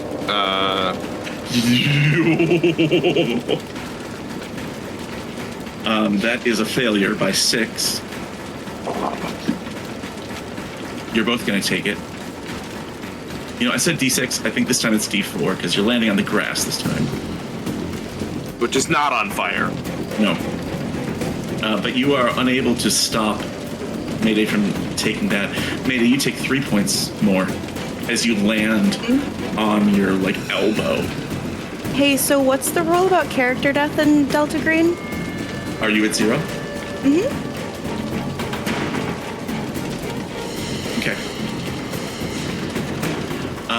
Right now, let's say you take 3. Magnolia, you take 4. And we're going to take our break. So I can look up the rules around character death and incapacitation. Turk's doing the same. I know what he's doing over there. And everyone else, stay right there, and we'll be back here in 5 to 10 minutes. Go check your smoke alarms, and we'll see you in a second.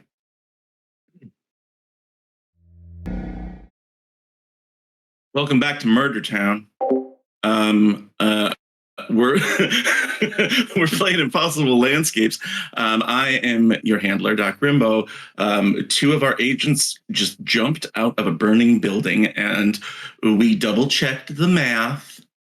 And our good friend Mayday is not dead, but she is unconscious and at 1 hit point. So she has fallen on the ground and bonked her noggin and is not doing great. So I feel like the tension should keep going. Magnolia, you are still conscious. Barely. He's gonna try to do some real quick and dirty field medicine to stabilize Mayday. So I know she took a lot of cuts Just and there's a lot of filthy bleeding. field medicine. Yeah. So I think he's gonna try to like tourniquet her, like Love it. take off his belt and do a tourniquet. And she's bleeding all over the place. Is there a roll for that? There is a medicine roll. I have a 0 in it. Yeah, That's there's funny. medicine roll. That's funny. There's first I guess I aid, never too. used this many. There's also there's first aid. Yeah, I think all of us have a didn't roll. add. Medicine is more like knowledge, and first aid is more like stabilize. So I didn't pay attention in boot camp. Let's see. Yeah, okay. That's a big failure. yeah, she's alive, but she's not doing great. What do you do? I think he he thinks he's helping. I think he very poorly applies a tourniquet, and he does what you're supposed to do, which is he like takes some of her blood and he writes the time that he applied it on her forehead. And he looks around like he is fucked. But he looked around the neighborhood to see if people are like coming Some people are outside. starting to emerge from their homes, but it's also they're a little bit cautious too, right? I mean, they're just kind of gawking. You're guessing that somebody has probably called this in, which is good from a standpoint of keeping Mayday alive, and bad from a standpoint of your Delta Green. Yeah, and I have a gun, and so does she. Oh yeah. And yeah. He Actually, scoops up. Real Go quick, ahead. if we're jumping out of buildings and stuff, is it We are. possible that my gun isn't on me anymore? I think, were you holding it, or was it in the briefcase? Because you've got the So I took briefcase. it. You had it out. I took it out She had of the it out. briefcase because Okay, you I had was it dropped. concerned about why Magnolia was acting weird at the end of the hall. Why don't you roll me a luck check to see if you held onto it as you fell? Did you leave Or- the briefcase in the car? I mean, or did you in a bring it very- with you? No, We'll I say brought this. the briefcase We'll say with me. this. Okay, a critical success. Great. Not only did you not drop it inside the house, it's right next to her. Because Okay. inside house would be bad. That's evidence. You know, that's like Open my briefcase real fast. I say from beyond the realm of consciousness. in Yeah, he dreamland.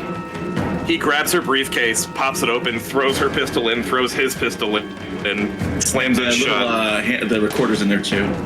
The tape recorder, the digital which recorder's he in there. doesn't know anything about, so that's just okay. Don't know where that came from. Slams it shut, and then he's going to try to fireman carry Mayday back to the truck. Okay, make me an athletics check. Okay. Oh my god. You Unreal. get her up, and hey, everybody gets old at some point, which means that when you try to do it, your back screams. I mean, you just fell onto it from a long distance, but you have your knees. Do I take more damage? I could take a little more. I could take more. Come on, hurt me. I dare you. No, you don't. If you want to try that again and you fail, you will. Okay, I do, and I So will. you stumble, but you persist. Get back up. I'll try that again. Okay. There this it is, time, at long last. You get her up.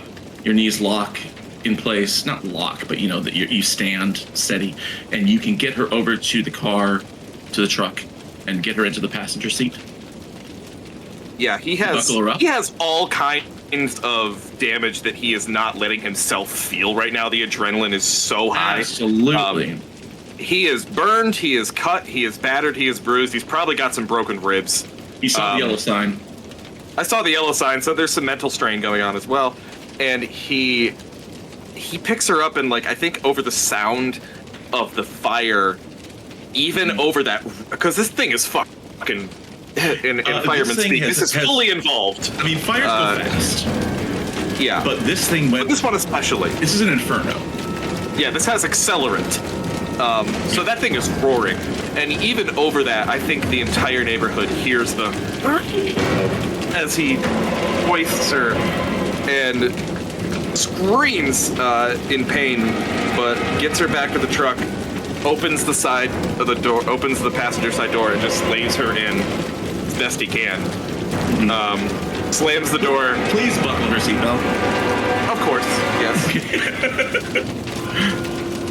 Checks the airbags to make sure they're he buckles her in and runs around, like hobbles around to the front seat, gets in, slams the door, and he's just trying to get the hell out of here before anyone else sees him, but he gets out his phone really quick and just dials Maltese.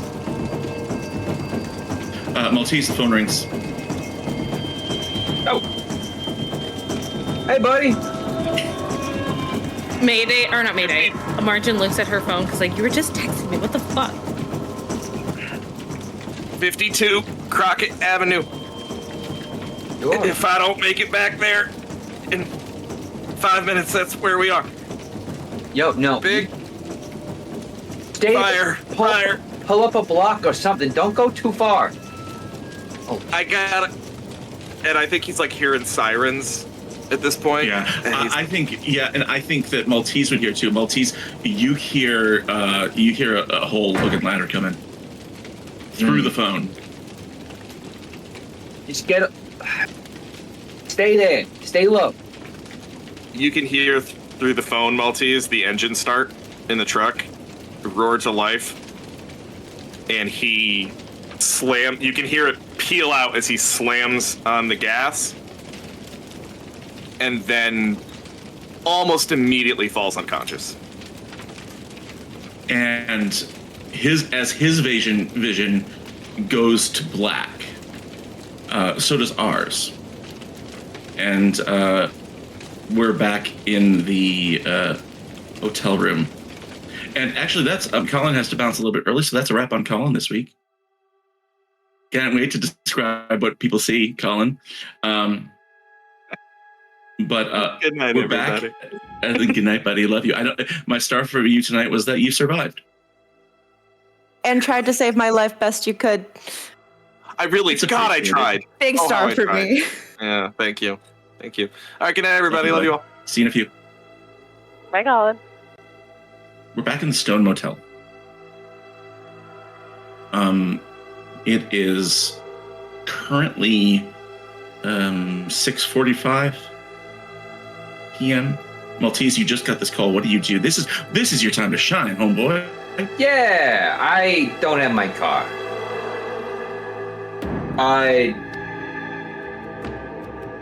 Thankfully, I am in a hotel room with someone else who also doesn't have a car. And well, at least Maple isn't here with her car.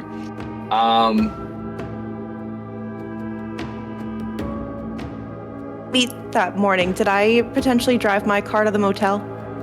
We did meet up in the motel? Yes, probably. Because Okay. you drop Sam off at the airport? Yes, I would have done that morning because today's the day. Yep, it's still Thursday. So I probably What would a have. day. It's duck boat day.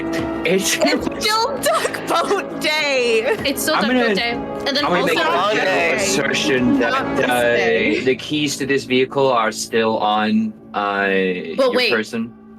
But wait, But this wait, is 2015. How modern of a car do you think you have? we could have A a car. Kia Sorrento. Okay. It's probably it's a rental, so maybe like 2 or 3 years old, like 2013, 2012. By 2010, most modern cars are more computer than they actually are machine, actually vehicle. So My car. I could probably like hack into your car. Yes. There's a whole 60 minutes interview from years ago about how you can hack into a car, unlock it, and start it up. So I think we need Maltese to communicate the situation to Margin here. Just like looks out, opens the door, doesn't even really explain much of anything. Turned out, fuck. You don't like secretly have a car or something, right? Did No, fucking I'm did Mayday leave her live in keys New here? York. I've lived in New York People for in the New past York have like, 10 cars. years. No, they don't. Parking garages are for. Pay for a parking garage when they are paying for a New York apartment. And you, Oh my God. did Mayday give you her keys? Probably not. You've been in your room with whatever the hell's going on with you. I need to get into Mayday's car. Take me Do you know how? to her car. Take me to her car. Let me see what I can do. But you need to be carried all of a sudden? I've never seen her car. Be useful. I'm trying to save my friends. Be Then- nice. I begin heading down. Head down into the parking lot. It's like a 2-story hotel, Motel 6 kind of thing. And you get down to the parking lot. There's the Kia Sorrento rental. Oh, this is easy. I'm gonna run back upstairs. I'm gonna grab my laptop. I'm gonna come back. I'm starting hacking into this fucking Kia Sorrento, and thus inspiring an entire generation of inner city kids in the Midwest. We here at Lost Caravan RPG do not support hacking into cars. We do, however, find it hilarious. Yes. Yeah, shout out the Kia boys. Do you want to do this? Do you want to make computers roll here? I mean, you've Yeah. got computer skills. I'll still want you to roll it though, because I mean, I can into a car. Yeah. Most of the time, I got don't have you roll this, but yeah, roll it. I mean, why wouldn't I usually? Why roll wouldn't you? this? Rolling is fun. Rolling dice is fun. What are we all doing? Yeah, here? that's a success. Yes, I got a absolutely. 23. Yeah, you are able to like connect to it through Bluetooth and the Matrix, and then you're in. I'm in. And then you turn to Maltese and say, "I'm in," and then I literally hit my enter button and the engine starts revving as the fucking it just starts, and doors then unlock. locks go boop. Yeah.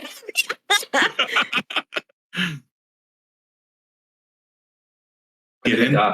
Yeah, I'm in the car already. I get in. Both I get in the next to him and I start typing in to put on my playlist in the car. Are you kidding? Yeah, no, this is important. What comes up? Oh my god, NWA. Nice.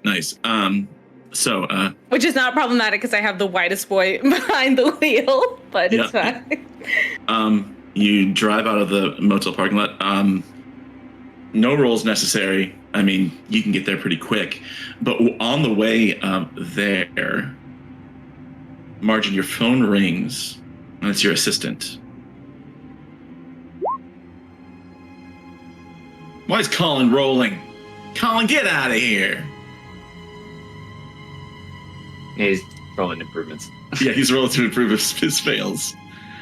Excellent. Yeah, Elena's on the phone for you, Margin.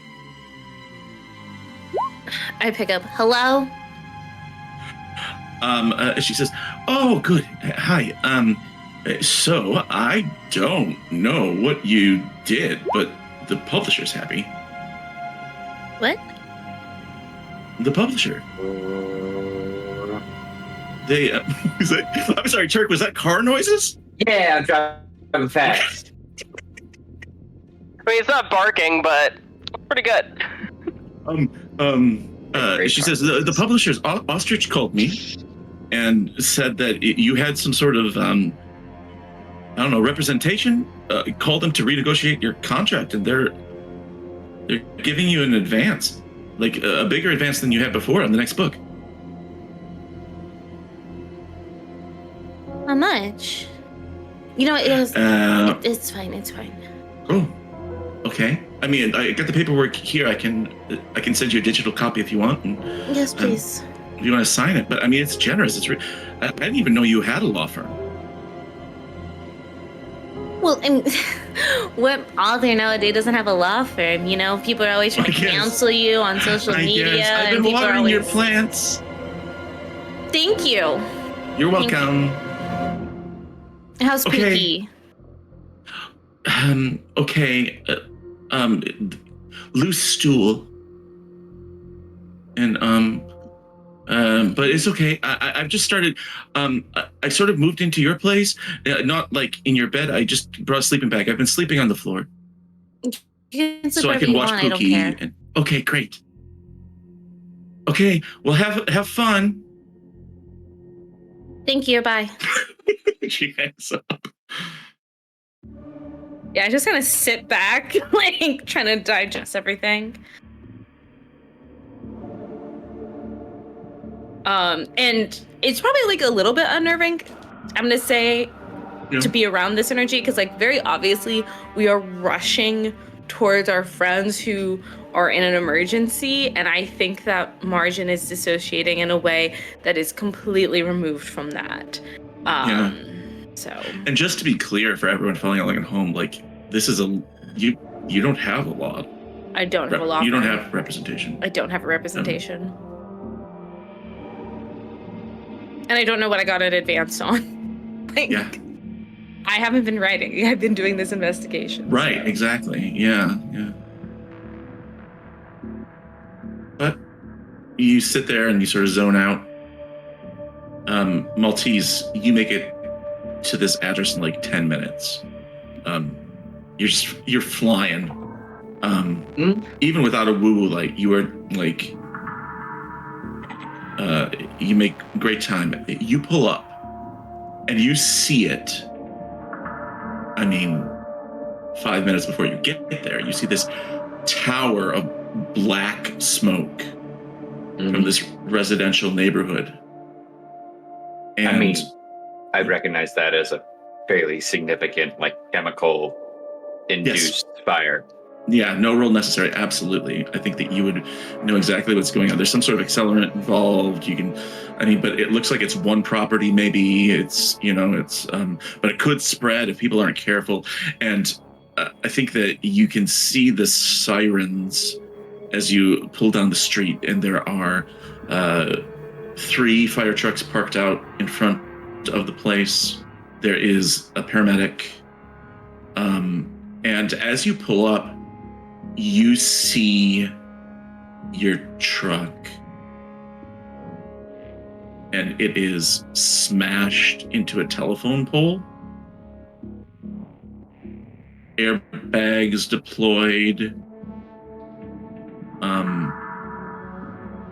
looks like a wreck. Looks like this thing's totaled. And nearby, the paramedics have Mayday on a stretcher, and they're loading her into the ambulance. There's no sign of Magnolia.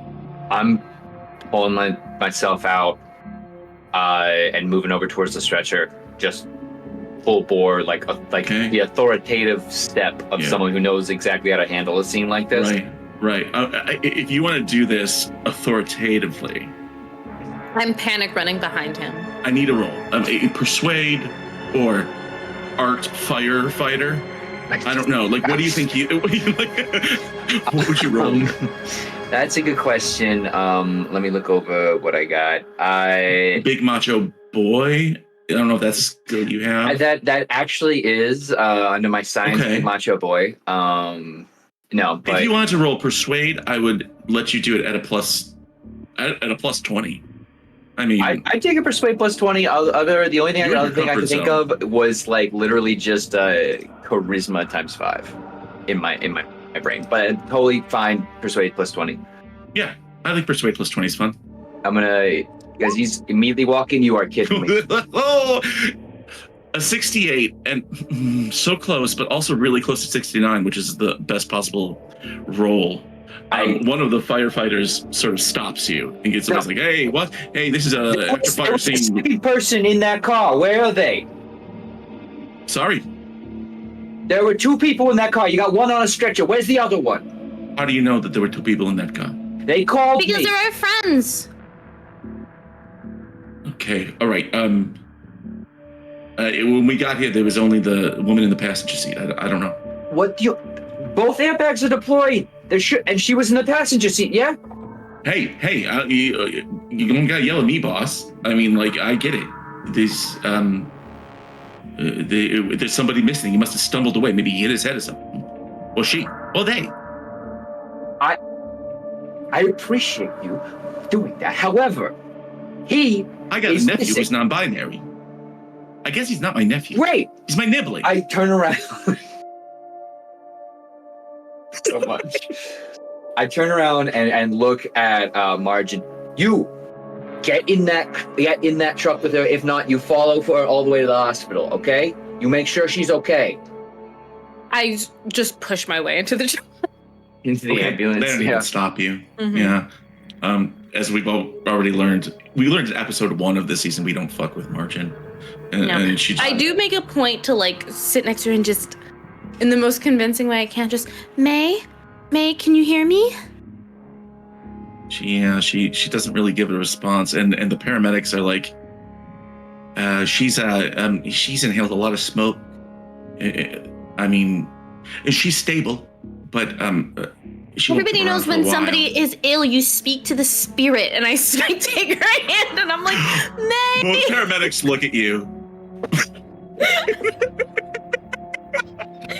Okay, and you speak to May's spirit. Roll me a power check. Oh, okay. Why not? We're gonna do some some magic. Oh, I'm fucking down. Let's go. Oh my gosh! I got a 55. That's a critical. Critical success. Mayday. Mm-hmm. You're in the middle of a dream. You are in this dream on a duck boat, but every other passenger on this boat is a duck, and all of them are smoking cigarettes, and they keep on making the same joke over and over, which is put it on my bill. And they say, put it on my bill, put it on my bill. And it's like, wow. And then all of a sudden you see down the boat from you, Margin is here. Wait, Doc, Margin? can I ask something? Please. What color is this duck boat? It's purple. Oh, okay, never mind. Why? No, I was just, listen, because there was things that people were saying that other people needed to see. I was curious about what the color of the boat was. Oh, purple. Yeah, it's a purple with gold trim. It's kind of gaudy and garish. It's giving Lakers. Let's go. It's giving Lakers. But now you're on the duck boat and Mayday's there and you're in her dream. And you're Mayday? conscious of this. Mayday! Mayday! Can I respond? Yeah. Margin, what's happening? I like rush over. I fucking knock these ducks. And I go and I like just like full kind of like mom mode almost. Like I'm checking you over. I'm like checking your face, checking your eyes. I check your elbows and your knees. Like just kind of have this weird parental pat over as I look at you. Even though I know this is a dream, but like it feels right to do. And I just look at you and I'm like, okay. You can hear me, right? Like you can hear me. The ducks. Don't pay attention. Hey, don't pay attention to the ducks. Look at me. Look at me. Put That's it a on my distraction. bill. That's a distraction. They're distractions. They want you to go a place and you're not gonna go to that place. You're gonna wake up. Yeah. Okay? I can do that. Yeah, And look she'll at kind of close her eyes and try to see if she can like do like the wake up now. Roll me a power check. Okay.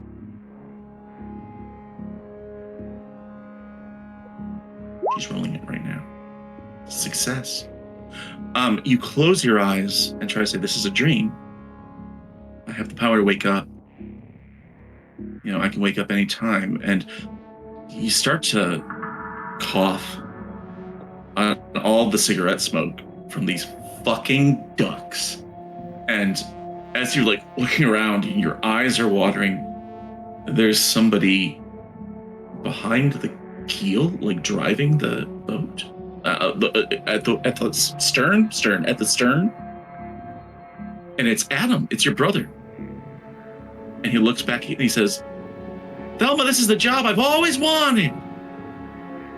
And he's driving this boat, and then you wake up and you're in the back of an ambulance, and Margin is right there next to you, along with some paramedics, and you've got like a breathing mask on, oxygen. You got an IV in, like it's the whole 9 yards. Oh, okay. I don't fuck with IV, so I don't move the arm that has the IV in it, but I try to like take off. Like I sit there and I like freak out for a second. Yep. I see Margin. I try to say something. I realize I'm being muffled by the mask and I try to like claw at it to get it off. Mm-hmm. I do think I'm like I know well enough. I like grab the hand that's clawing at it and I hold it just so she doesn't hurt herself in this moment. And the paramedics say, "Oh, okay, miss. You probably want to keep the mask on. You're okay. You're okay. You've breathed in a lot of fumes. It's pretty nasty in there. But I mean, if you need to talk to your friend, that's okay. You should be at the hospital in just a few minutes. We're going down to Kearney." Hey, it's me. It's Marge. It's Marge. Hey. How?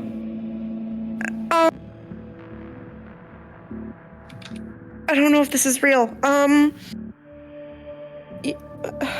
May? And she's like trying really hard to just like focus on you, and is probably still kind of like dealing with the whole like process of waking up, but she's gonna have a moment where she kind of like sits there and actually realizes like, okay, there's no more ducks. I don't hear like put it on my bill anymore. I'll kind of look up to see if I can see the driver, but like am I facing towards the driver or have my... No, you're facing towards the back, so you can't, it's too hard to see. You can't crane your neck, but... And while she's doing all of... awake. While she's doing all of this, I think Margin is explaining is telling a story that's like one part her cover story, because I think she told us what her cover story is with her husband, and then one part like the truth. So I'm saying things like, you and Maggie went on a walk after you left the conference. We met with the doctors. Like I'm trying to tell her like, hey, you're here with me, but also like, don't say anything with Buckwild. Yeah. She'll kind of have that, like, she'll look like she's kind of spacing off for a second, and then in response to one of the things you say, she'll say, Sammy is more than one person. Or two-faced, three-faced. She's Not who I thought they were. she's lost a lot of oxygen. It makes sense that she's confused. Right. And she's Miss, gonna like you know squeeze what- your hand too to like let you know that she knows what she's saying, even if they are just. Right. I squeeze Miss, back. your friend who was driving the truck, do you know where they are? We couldn't find them at the scene. We're worried they might be in danger. Where's Maggie? I don't know. But I think he saved my life.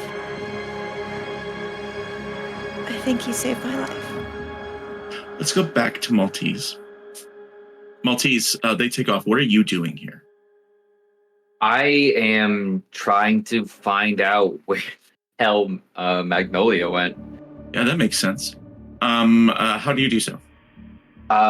Going up to the crash car and looking for any signs of a heavily injured person Sure. moving from the vehicle. Both airbags deployed. No signs of. There's blood inside the car, but it doesn't look like from a car accident. You know what I mean? Like there's some on the seats, probably leftovers from diving out the window. But it looks like, I mean, the door's open. It's hard as forensics here maybe would be an appropriate role. Sure. See if you can pick up any clues of like what happened. I'll give it a shot. 31 out of 43 for a success. Hey, there you Hey. go. Yeah, it looks like Magnolia left the car after crashing it under his own power. Like, he crashed it, and then you see like blood on the inside door handle, like the lever, which he wouldn't have used to close the door. So he must have been getting out. And past that, there's no sign of him.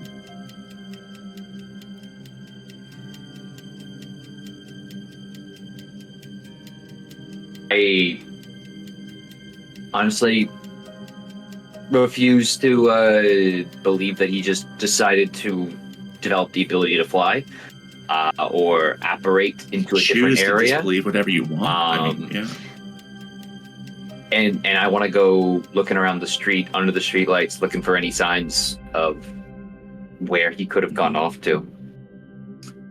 Okay. You look down the street, again, residential neighborhood. There are a few people out on their porches. Gawkers. But you don't see a giant mountain of a man. I'm gonna start. Anyone seen anybody walking down this street? A couple people balk and go back inside their houses. One person raises her hand, and her husband tries to get her to put her hand down. Ma'am, it's really important. This person is heavily injured and in need of medical attention. If you know anything. And she says, "Do you know it? Are the SAMIGINAs okay?" I don't know. I'm just arriving on scene. The house does not look good, but was I able to get a readout of a read on the scene? Did it look like people were trying to enter the building?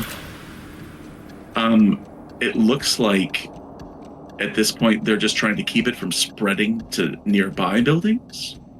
And it is a loss.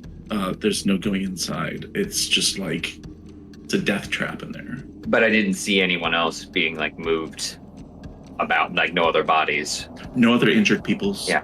No corpses. Ma'am, do you know if the SAMIGINAs were in the house tonight? Oh, I mean, No, we're not that close. We've seen him coming and going a little bit.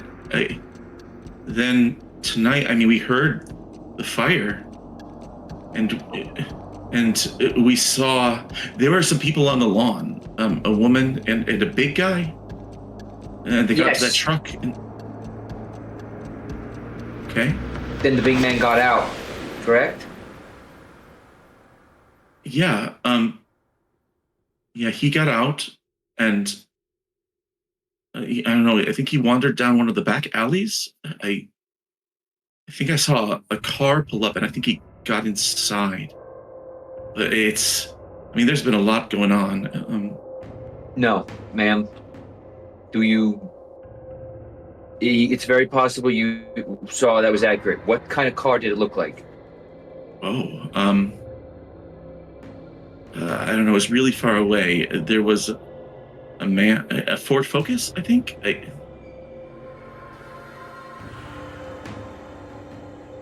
was red. Red Ford Focus. Thank you. I don't suppose you remember enough about the license plate. She says, no, it was across the street and down the alley. And her husband, standing there, goes, I'm telling you, I think they burned their own house down, the SAMIGINAs. I assure you, the fire marshals will look into it once the situation's handled. At the moment, you might want to consider evacuating. Though I would listen to the firefighters who will come. They will make that decision. Wait, aren't you a firefighter? I am making sure there is not an injured person. At the moment, they are containing this fire, but as soon as but I want to keep you aware of the situation, and that may change. Okay, so should we leave? I'd be prepared to leave. Just the things you need for a night out. Oh God, I gotta get my stamps. And he runs back inside. Ma'am, is there anything else you can remember? She thinks for a minute. It says, about the man in the alley or about the SAMIGINAs? Both. The man. Oh, yeah. No, he walked up to the car, and then he talked with the person inside, but it seemed like he was angry, and then the person inside touched him on the face, and then he got in and sat down, and they drove off. And I don't know, it might have been the SAMIGINA's car. We haven't seen them in a while, not since they came by to tell us about the self-help group. Self-help group? Yeah, their self-help group. They're what is it called? And she turns back inside. She goes, Dan, what's the name of the self-help? And he says, Encounter something. Encounter. I'm getting my stamps. And she says, oh, we've still got the flyer. That would be really helpful. She turns and runs inside, and she comes back with this flyer. It's like a self-printed flyer. You know, it looks like maybe it was cobbled together from cutouts. You know what I mean? Mm-hmm. Like a zine almost, or Morkborg. You know, it's like homemade. And she says, here, they came by, and I thought she was doing Amway or Herbalife or something like that, because this was a few days ago. She was really excited about it, and we didn't even talk much more at that point. But she was really excited to tell me about this, and she looks at it, she says, this encounter group, and she hands it to you, and now it's in your journal. And on the cover of this, it says Encounter Group, no cost.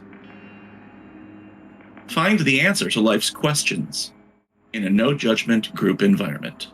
7 to 8 p.m. on Tuesdays. St. Jude Church, Dorchester. Masks provided.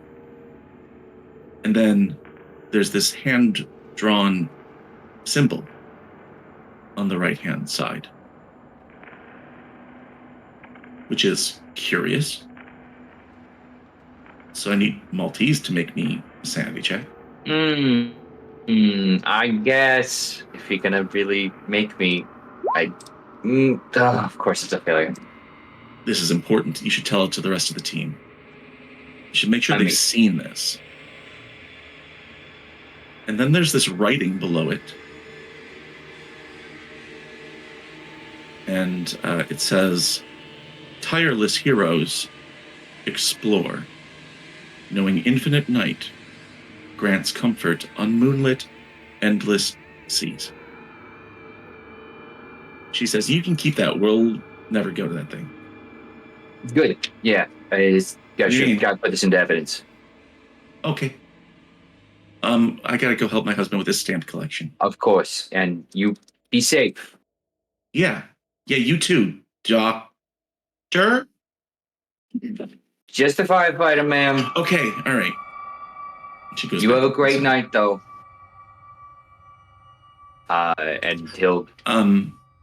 Yeah, and he'll do that. You do take 2 points of sanity loss there. Yeah, there you go. From seeing the yellow sign. You guys are gonna spread this yellow sign to me like fucking herpes. Keep your sign herpes away from me, damn it. Get ready to receive, Maple. Viewers, everyone at home, get vaccinated for the yellow sign. Yeah, the vaccine is a gun. Don't get near me. The vaccine is gouging out your eyes, so you never see it. Somebody tells me even in Braille the yellow sign is an annoyance. So you're left with all these questions. But I bet it would feel so good under your fingers. That's how it gets you. You know that that the hospital that they probably took Mayday to is Kearney Hospital. But also, sorry, also Maple's out there somewhere, and is unaware of all this. I do have Maple's number, don't I? Yeah. I'm gonna give Maple a call because, oh my gosh, I think as he's getting back into Mayday's car, which he left running because he honestly was kind of freaked out, but also like doesn't trust himself to be able to just like turn it back on somehow without Margin's techno magic. Still running. Do me a favor before you get to the car and call. Make me a luck check real quick. Oh, I love when you make me do these because I'm so good at luck checks. That's a failure. There's a ticket on the windshield. Where? Was there a fire? You just left it there. It's like, it says idling illegally parked. Boston PD. Ghost socks, it says at the bottom, which is weird. What was the name of that cop? The devil. Apparently, one of them anyways. Oh my gosh. You got pulled over in a completely different car last time, right? No, it was the... It was his car. It was the truck, which is now crashed into a light pole. Damn. That's hatred. That's unadulterated Poor hatred. truck.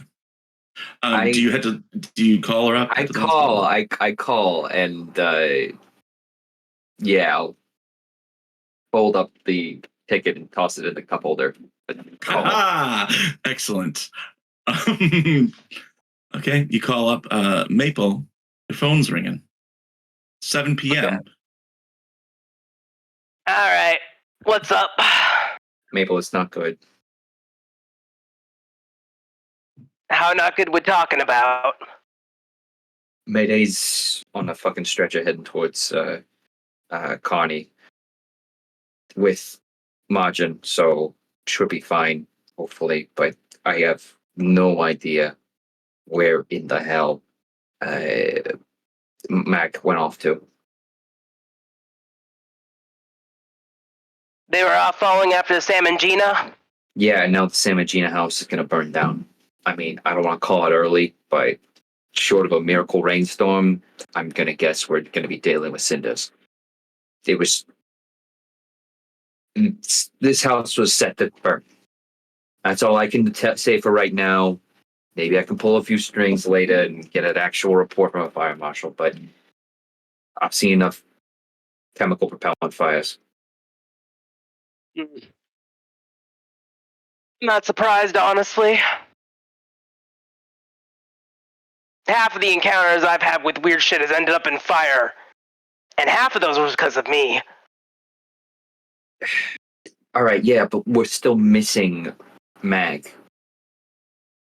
I'm sorry for I'm sorry. I didn't mean to be humorous about it. I'm thinking right now, and that's how I cope. It's fine. You cope how you need. I'm just All right. coming down from it. All right. What do you know about where he went? Got into a red Ford Focus, possibly SAMIGINA vehicle, maybe going towards some kind of encounter self-help group. It's called the Encounter Group. I got a flyer I can show you. Can I make an intelligence roll? On what? Before he sends me this flyer, because I do for a fact know about Operation Alice being an incredibly virulent situation. You could make an intelligence roll to try and connect this flyer to that case if you want. I'm going to tell you right now, you won't succeed because it had nothing to like. Operation Alice didn't mention a flyer. No, I was thinking more of signs, but you know what? No, I'm not going to roll then. Okay. So, he didn't mention the sign. Yeah. So it's just the flyer is important. You need to see the flyer. Yep. I can send you information on the flyer if you want, but I got an address. I don't know. Maybe you should take a look at it. No, I don't want to like overstep here, but like no, you're basically you're compulsed, and you know I have a BlackBerry. You can send me a picture of it. I can tell you what. I'll send you a picture. Yeah, it's got some weird stuff on you, and I'm just quickly like as I'm talking. Snip. Text you. Give me the herps, man. What I do to you? Yeah. So you get this. You get this flyer. Here's what I'll do. Roll me a luck check. I need to see something really quick. All right, let's see if I'm lucky. Woo! In the weirdest twist of all, luck takes form in this way for Maple in this moment, which is that the Wi-Fi signal in your safe house is a little bit spotty at the moment. And so when this comes over, it starts opening the picture from the top down. So first you see like the weird printing, and then you see encounter group, and then you see all those words, and then on the right-hand side, you start to see some sort of hand-drawn symbol. So what I'm doing here is I'm giving you a chance to not look at this thing. I will take it because at least one of us needs to have, well, one's in bad shape who hasn't been affected yet, but at least one of us standing needs to not be corrupted at the moment. I'll take it. Okay, so you see it start to load, and you turn your face away, you delete it, or whatever you do. I think before it gets too far, she does a quick like screen grab and just gets the part that loaded, and then gets rid of it. I like it. Yeah, so you get basically the top 3/4 of it and half of the yellow sign. Enough to intrigue you, but enough to let you know that it could be dangerous. You know, because Delta Green's told you look out for books and plays and written things. So I see part of it though.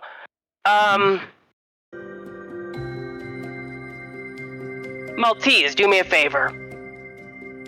Yeah. Burn that thing. Why?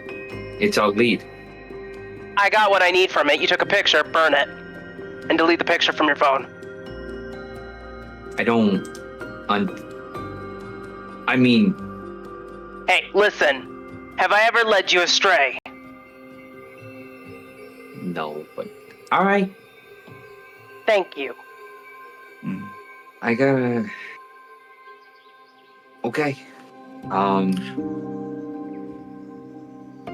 I'll drive a bit, like, till I'm like on a quiet spot, and I'll just like pop out the cigarette lighter from the car. Those are still in cars in 20, and just press it into this thing. Yeah, it starts to burn. You're just in like sort of an abandoned lot somewhere, and you take it and you toss it, and you see it start to catch fire. And I don't know, how long has it been since Maltese has actually just looked at fire for the sake of fire, you know? It's beautiful unpredictability. It's camping trips with the family. Probably his younger brother's junior year. He was having a bit of a rough time of it, so over the summer, he and his dad took Timmy camping, and so that was kind of just nice. Be out upstate New York. Leaves were just starting to turn. Built a nice fire. It was very controlled, but I think he definitely, at one point, as his father was having the concerned father talk at some other point, he was just kind of left tending it, and it's something he knows all too well, entirely too well, the destructive power of. But there's appreciation to it. There's beauty in there with a fire. There's beauty. Yeah, it's kind of like art, where it's beautiful, but also when it catches right, it spreads. Like herpes. Not that Maltese would know anything about herpes, but good boy. I would like to maybe do a time jump as Mayday probably passes out and sleeps through the night. Is there anything anyone would like to do before we jump to Friday morning? There is one thing that Maple would like to do in the immediate, which is that car. I need to figure out who has it. Whose car is that? The Ford Focus? Yep, and I need to figure out if that is registered to the SAMIGINA's or Barbas. Ooh, yeah, roll me a bureaucracy check. And we'll see. And I'll let you know what you find out. No modifier? No modifier. No. Just check records. Yeah. No, there's no. Barbas doesn't have one registered to them. There's a different car registered to Barbas. I can look it up if you want. You can give it to me later. Or now. Whichever one. Well, I mean, we're going to look up some Barbas stuff today, too. That's true. But just at a brief glance, looking over Barbas's stats, he has a Ford Escape. You remember now seeing it outside of the restaurant. Oh, yeah, the Ford Escape. Do we have a color for that? It's white. Okay, thank you. And you look all that over. You also, through that, you can get a little more detail on Barbas, too. You come across his personnel file. Somebody includes it for you if you want. I will take it. Okay. I'll tell you this at a brief glance. 20 years of distinguished service. Popular administrator in the state crime lab. Well-liked, well-respected, and then suddenly withdrew from his job in the beginning of June of this year. And at the end of his personnel file is this list of complaints, reprimands, and calls for hearings and psychological help. And it looks like he was placed on administrative leave after an incident with a fellow officer. Doesn't say who. So you sort of file that away, and then you look up SAMIGINA, and Esther SAMIGINA has a 2012 red Ford Focus registered to her name.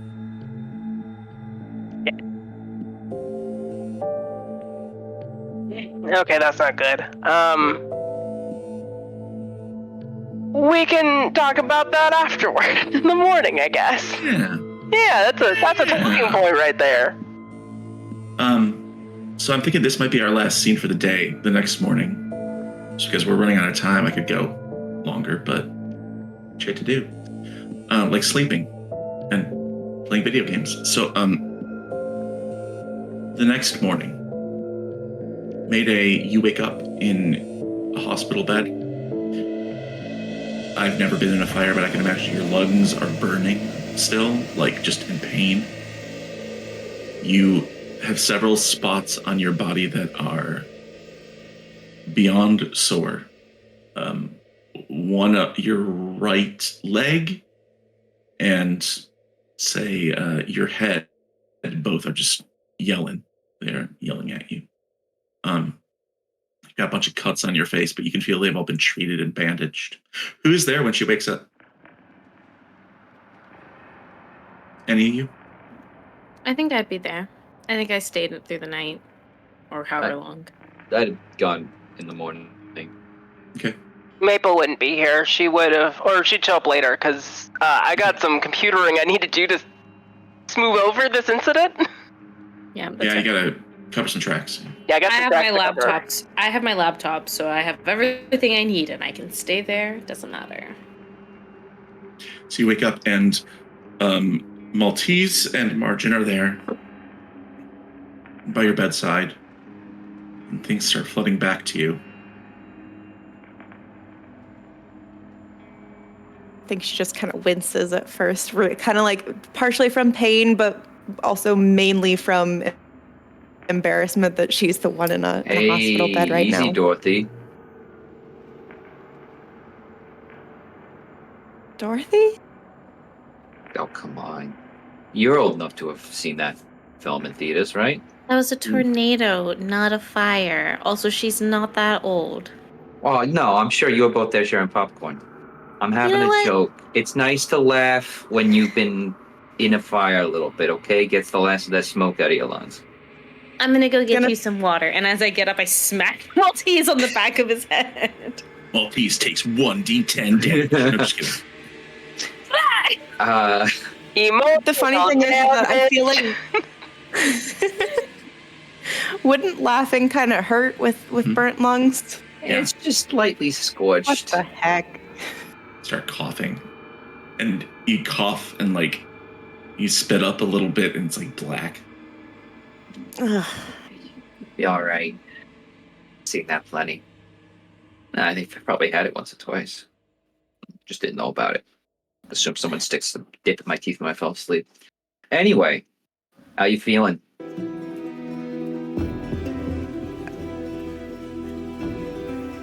Everything's like foggy and, well, smoky, I guess. And then she'll kind of like straighten up a little bit and be like, "Where's Magnolia?" And his face is going to drop at that. Just, we're working on that. It's, think Amelia SAMIGINA got him. That's not good. That's not good. Oh my god. Esther, yeah, that's fine. She's her whole family. She's I'm sorry, you? able to. No. Her family is her. And she's gonna realize actually really fast, like look around to see if there's any cameras or anything in the room. Make me a search check at -10.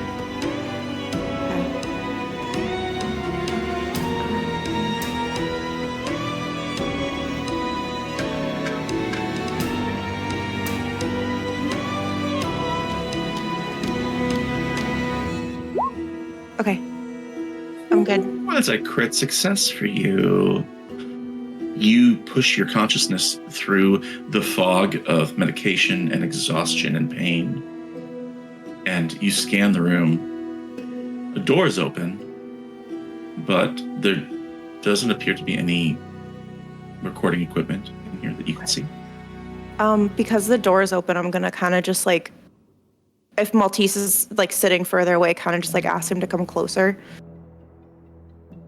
Just so she feels like she needs to be quiet either way. Oh, scoot.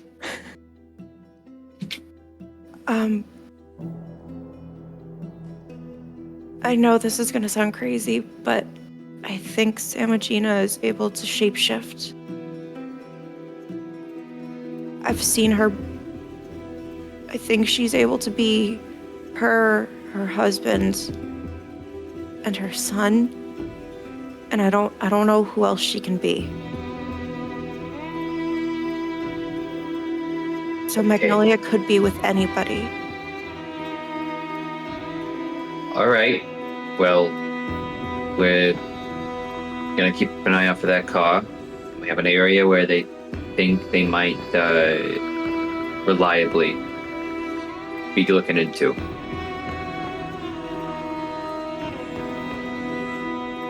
We'll figure it out. What? But more important than anything, what the hell happened in there? You got the entire place lit up. Well, there was a weird smell, and I was trying to place it. It seemed like it was just wood finish, but it was like just congealed on the walls. And then I went to the bathroom to try to be sneaky about trying to see if I could figure out what it was, and then I turned my back on Samigina's husband. Samigina, I guess, not her husband. I turned my back on her, and next thing I knew, Magnolia was yelling at me to come upstairs. So I went upstairs, and there was some funky stuff in her bathroom, and a tape recorder. Where's my briefcase? There is a clear plastic bag underneath the bed with your personal effects in it. Briefcase is still in there. She's gonna like kind of go to reach around the bed and like realize everything hurts and be like, can you grab that? I think Margin gets back here about now. Okay. Comes in. Oh, hi, nurse. When you have a moment, I have my friend out getting water in the hallway. I move past and I just hand Mayday a cup of water. Like, actually, because they're little hospital cups, I think I brought like 4. I just held them all in my hands, and I very carefully put them on the table, and then had an old one out to her. While I'm up, I do close the door as I'm getting this bag. Okay. Close the door. You open up the briefcase, Mayday, and there's the tape recorder. Doesn't look like anyone's done anything with it. Are the guns in there? Yep. Okay.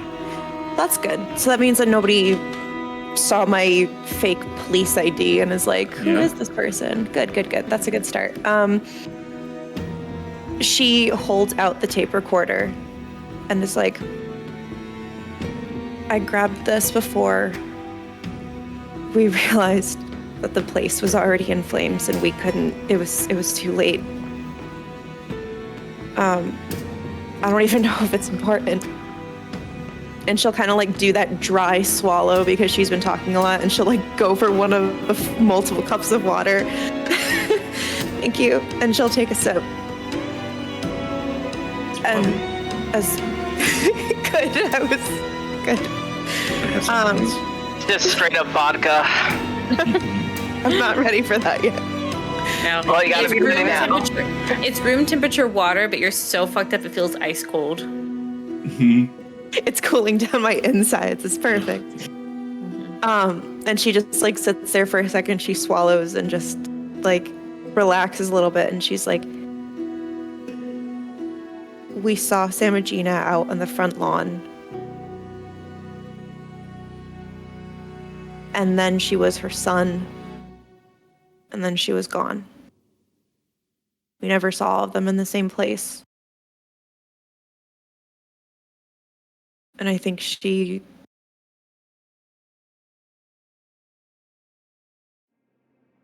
meant to kill us. We just wanted to take her in because we told her that somebody else was missing just to try to get her away from the house. And instead we were the reason it all burnt down. Oh, this is 2015. I'm gonna Google Samigina. Okay. The first hit that you get is Demon Web 101. And I have seen this website before, haven't I? Yes, you have. Okay. I'm gonna Purple open it. linked. Not purple link. Not only that, Yeah. but just because we've been dragging this out long enough, looking through Demon Web 101, you see other names that you recognize as well. I do. Like Bale and Forrest and Samigina and Seer Which is and that Hassan phone. and Hassan. Pasago.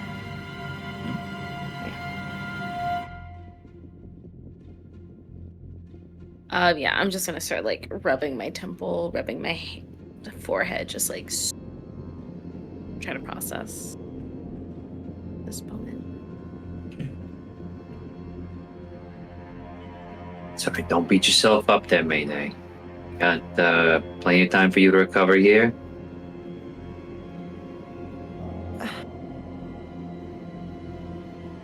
Thing is, I think I would have died in there if it hadn't been for Magnolia. I feel like I came pretty close. And when we find him, you can thank him. He'll probably say, "Don't worry about it," or something real macho like that, but he'll appreciate it. Delta Green agents with their blade on the doorstep of death. We're just closer to being one of us now, that's all. Yet another thing that they don't tell you when you accept the job. They don't tell you anything when you accept the job.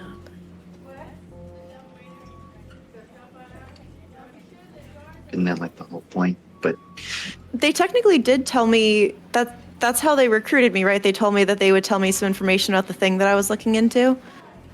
Yeah. Oh, is that what they They told you?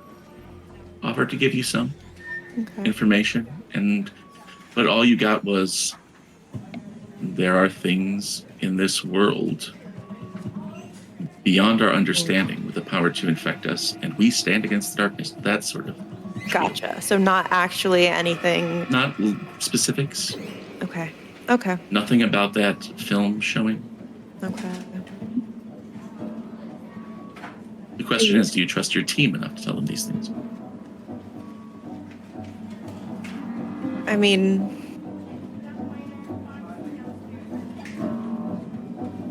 right now, my God, I forgot my name.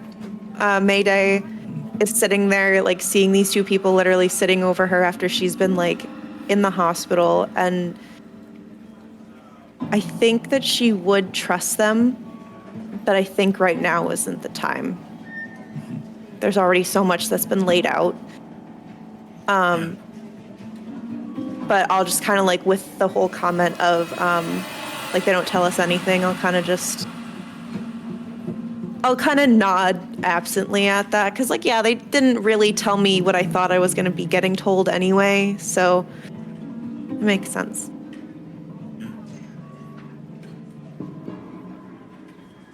Is there anything else you all do while you're together in this room? Would it be a bad idea to play the tape recorder? You're not asking me that question, right? I mean, I think she would look around at Maltese and Margin around her and say, like, considering where this came from, what do you think it's capable of having on it? Anything. That's the fun, isn't it? I'm sorry, fun? You know, morbid curiosity. Yeah, we're not really in the game of morbid curiosity here? You work for Delta Green, are you not? Automatically in the game of morbid curiosity.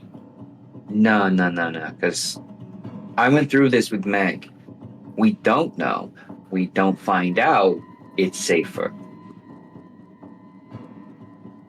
I think Mayday is kind of looking at Margin and like nodding her head in agreement, even as they're fighting over her bed. She's kind of just like, we have a lead right there. We have a lead already.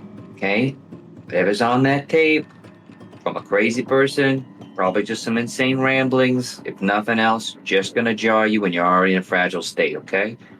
could clear things up. It's just sitting there. Clear what up?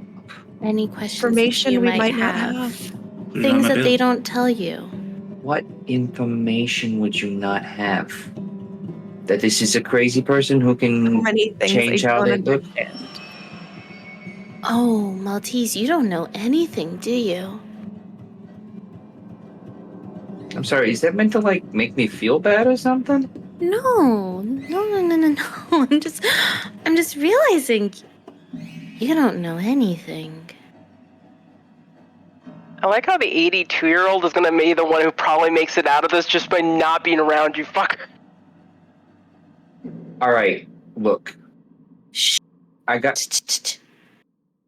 Don't Listen. shush me. That is very rude. Listen, and watch, and see. No, And I'm gonna play the tape recorder. I got a call with the fire. I gotta go. I got a call with the fire marshal. Maltese, you go to leave the room, and the last thing that you hear, assuming you keep going, is this tape recorder, and it starts with this funny static sound. And then there's a voice on the other end that starts speaking. Now, this is one of those, handheld recorders where people do like voice memos and stuff like that. But the voice that emits on the other side is the voice of a young man, teenager. And the tone that comes across as he speaks into the recorder isn't too dissimilar from a kid making a YouTube video or a TikTok. It's very casual. But it's broken up into these different entries. I'm going to read them for you one by one, but just pretend I'm 15. It's the last thing that we'll have today before we go. The voice says, Mom showed me something today, and it was... And then there's a sound of laughter in the background. Interesting. It was funny. I liked it. Stop. And then the voice comes back. Come out. Come out. Come out. Come out. And then there's a rattling noise. Like it's some kind of a struggle. And then the horrific sound of a grown man screaming. It stops. Next entry. So, I killed Dad. He didn't want to see it. He didn't want to look. Too bad, so sad. Gotta go. Bottle. Stops. Next entry. Making a book. Stay tuned. Stops. Next entry.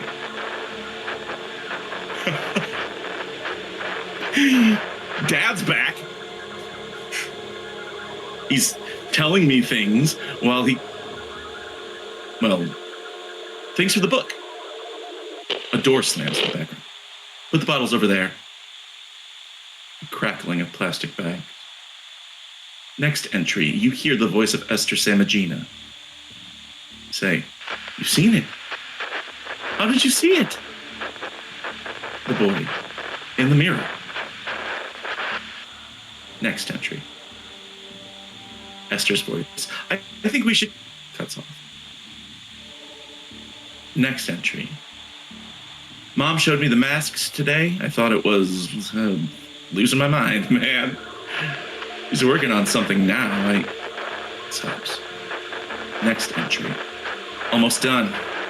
Dad's been a great help. Tomorrow, maybe.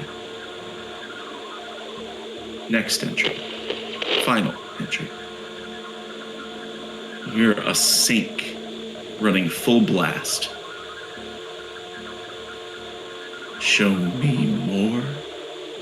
Show me more. Show me more. And there's a squeaking sound, like a finger moving across a mirror. And then, after a 3-4 second pause, there's a second voice that speaks in a long, low, slow, croaking voice. It sounds like a very, very old and sick man speaking in between gasps for air. Now, it says the following, but it takes it 2.5 minutes to come out. And so we come to our end of sorts. A play that contains multitudes. All who died, all who live, all who yet shall. Upon this stage with us forever. End. And the recording turns off. And the last thing, Margin, that crosses your mind is that these are the closing lines of a play called The King in Yellow.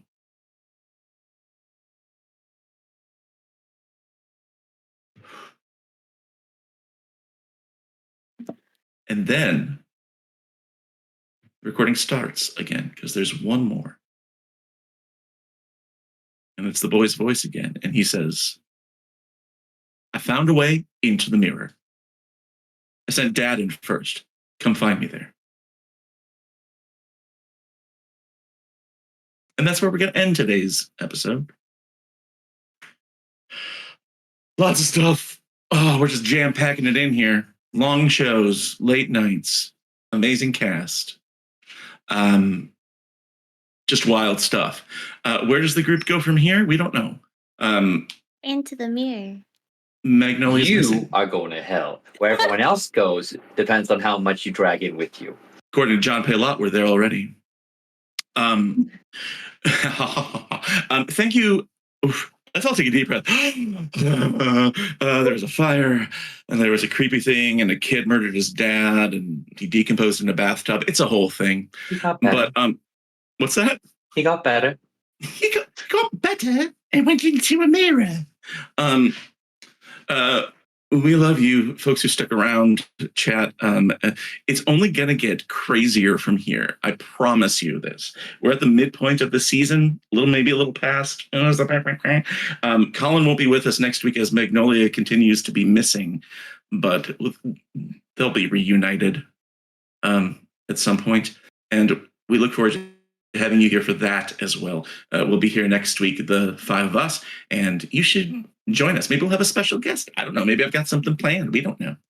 I'm Doc Rimbo. I've been your handler. I'm Doc Rimbo on all the socials, especially Threads or Blue Sky. Actually, on Blue Sky, I think I'm Doc Rimbo Rolls. I'm not sure. One of them. But you can come find me there. Let's go around and let's check in with our fantastic cast. Y'all blow me out of the water every week. It's just been and I'm really excited to see what happens next, because if you thought this was the crazy midway turning point of the season, not yet. So let's go around and we'll check in with our cast. I want to hear who you are, where we can find you, and then we can all go to bed once we get that done. Okay. So just keep that in mind as you think about things. Let us go in reverse order. Cyberella, that means we start with you, with Maple, the only one who's trying to resist this shit. Well, Listen, Maltese is, but I've been around for a long time, okay? I've been trying to get out of this stuff. Gotten mostly unscathed. Good for you. Which may not happen in this result. How are you? So What's your favorite drawing from tonight? What is my favorite drawing from tonight? I'm gonna say the SAMIGINA one. That's a good one. The transformation. I think the transformation's a good one. Then followed by Sunday sauce for reasons. But yeah, I've got a laundry list of stuff that still needs to be done at some point. So we'll see what happens when those happen. Yeah, we could do that start of the next one. I mean, you've got some research that you've been doing homework. We don't want to put all the homework on the screen, but that's why I'm fine doing it off screen. Honestly, there's just so much happening, and like that was way more interesting than anything Maple had going on this whole time. So I'm fine with it. Yeah. But yes, anyways, I'm Cyberella Draws. You can find me on my Twitter and my Blue Sky as Cyberella Draws and my Tumblr as Sootchild, where I will put up the artwork from today. Because there was the one good side of not having Maple up in front and center is that Jana gets to draw a fuck ton. And you're Jana did. Like a courtroom artist, but for weird eldritch stuff. Yeah, and slightly queerbaity stuff. Anyway. Slightly. Is it queer baiting when I actually draw it though? So we have the queer explicitity. Yeah. But yeah, so I have nothing going on. This is me. You have this going on. We appreciate you and love you. Oh yeah, that's what I mean. Yeah. Maple just she's fighting the fight. That was my highlight for Maple, is that she's like, nope, we're not supposed to look at this. Nope. You know, she's trying to play by the rules, and we'll see how long that lasts. Yeah, I got a phone call to make to Delta Green. That's basically going to be like, hey, I got some compromised agent. You do. We'll see also how that goes. Man, there's so many ways this season could go, and I want to do all of them. We just don't have time. So let's go over to Lonnie. Lonnie, Mayday had that amazing. I loved the flashback. I feel like I talked too much. I feel like you should have said more, but I love this. Her and like seeing what her reactions are and getting this sense of why she wants to make a difference and stuff like that. And I was really afraid that I played Mayday like not the way that I wanted to in that flashback. I feel like because I wanted her to talk more about Elizabeth. And like I kind of played her as like, oh, well, she's not really getting attention right now. And she almost seemed petty instead of like just distracted. Yeah, and like I didn't get that. I didn't think she was being selfish or anything like that. I think she was being like honestly like, what am I doing? Like introspective and yeah, that's more what I was going for. But I was kind of like, oh man, did I play her? It's just like, oh my God, my husband's getting all the attention and I'm not. So I was a little nervous about that. But then everything she's else, alive. I'm by alive. a hair. I'm alive. I don't have to make a new character.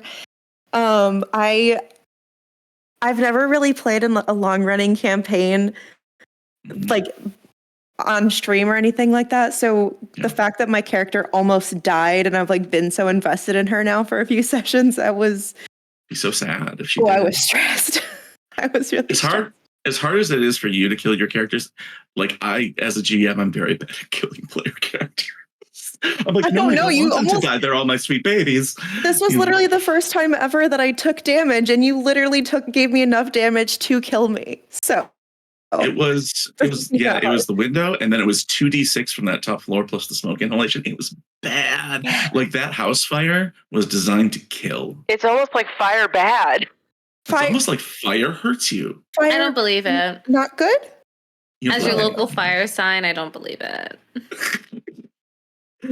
Lonnie, what else are you doing and where can we find you?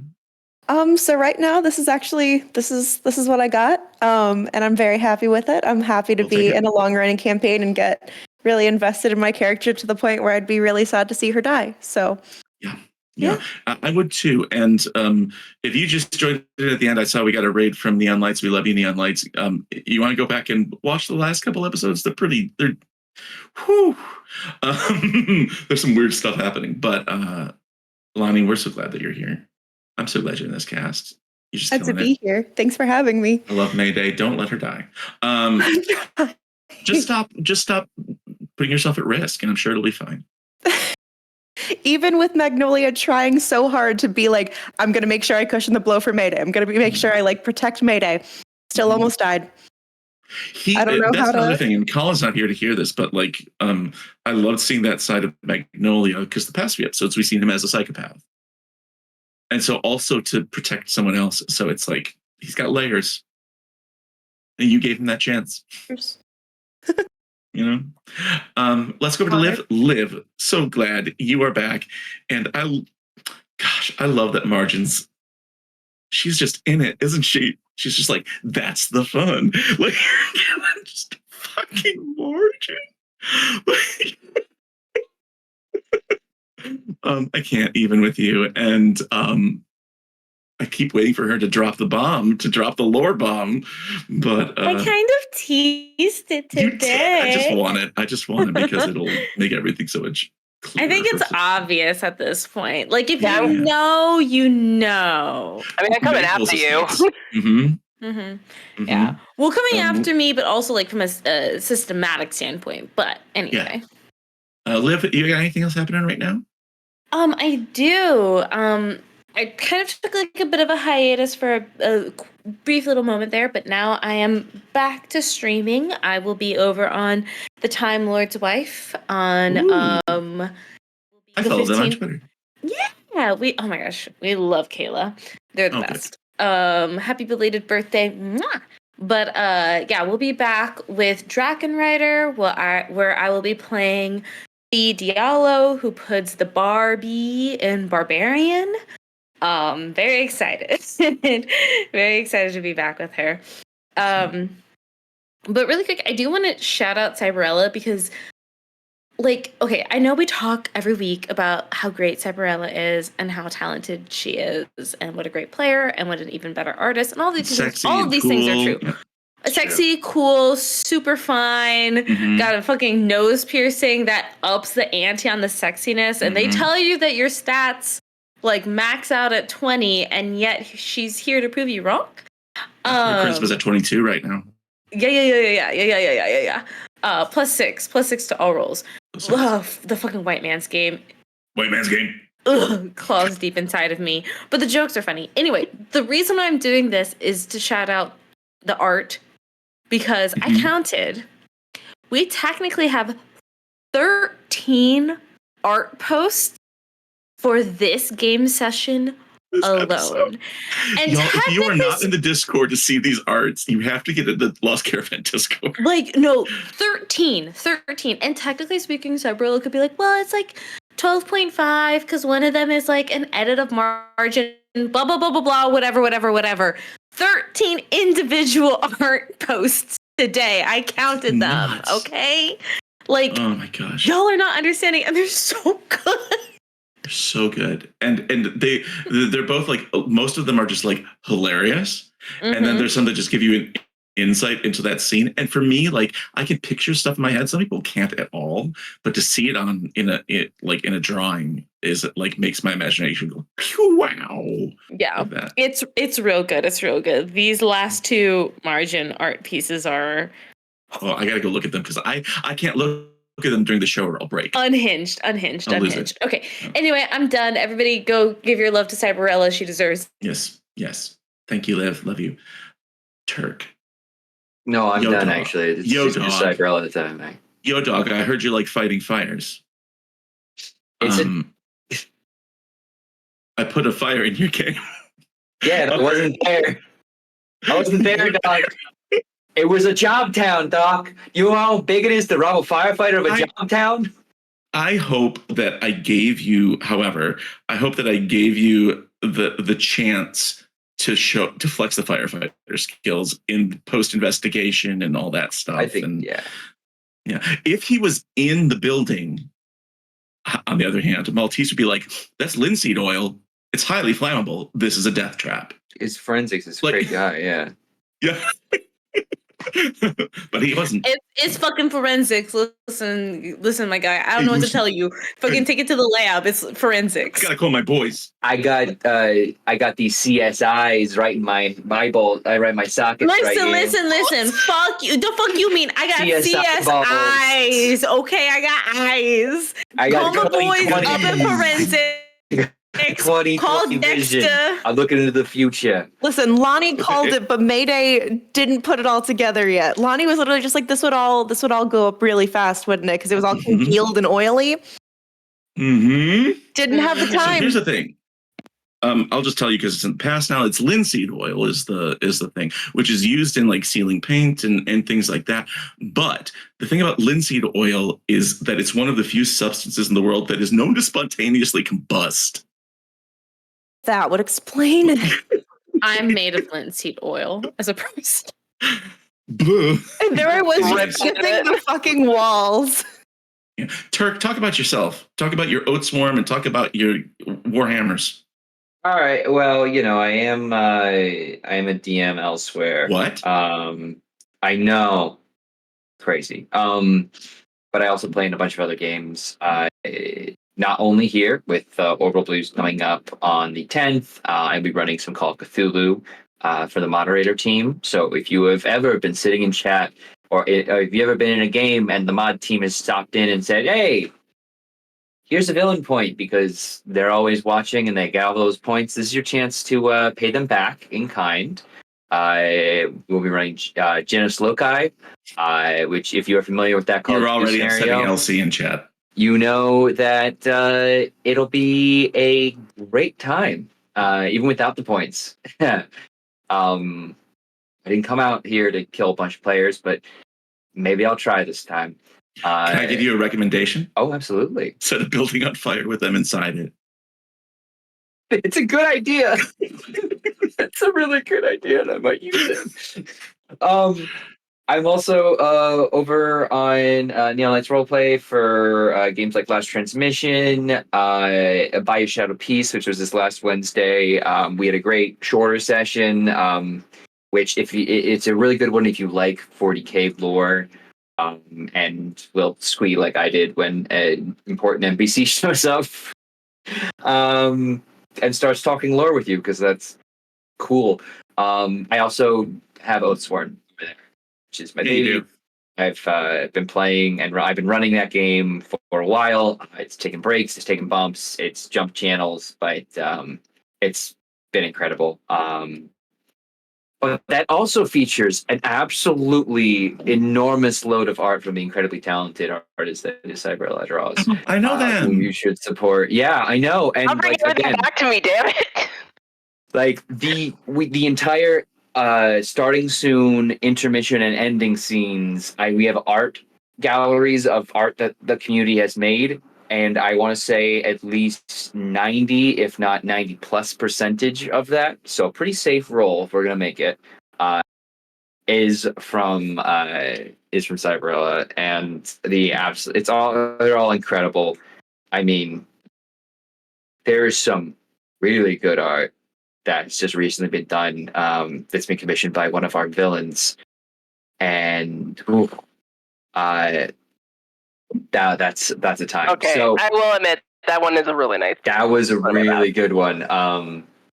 So if you haven't had a chance to check us out, it's never a bad time to jump in, and I can definitely get you video links if you want to start from the beginning. But at the beginning of season 2, we do recap a lot, and that's all been on Neon Lights Roleplay. So check it out. There's a lot of really cool art that's been made of it from a really talented artist I've been very blessed to know for so long. And also, you should support all the people you see on your screen here, because they're incredibly talented and put on an awesome show. And it's, gonna get real spooky real quick. I can feel it. I can feel it in my bones. Everyone's getting the yellow sign herps. We'll be back here next week. Thank you, Chet. Thank you to Lost Caravan. And I say that every week, and I mean it. Thank you for hosting us and being a great channel and a great community, too. Y'all should join that Discord and also come back for more Lost Caravan shows coming up soon. I would imagine that we might do a raid. I don't know. I don't know where. I don't know whomst, but we probably will. So everyone stick tight and see if we do a raid. But it'll be a nice surprise. If not, we will see you next week.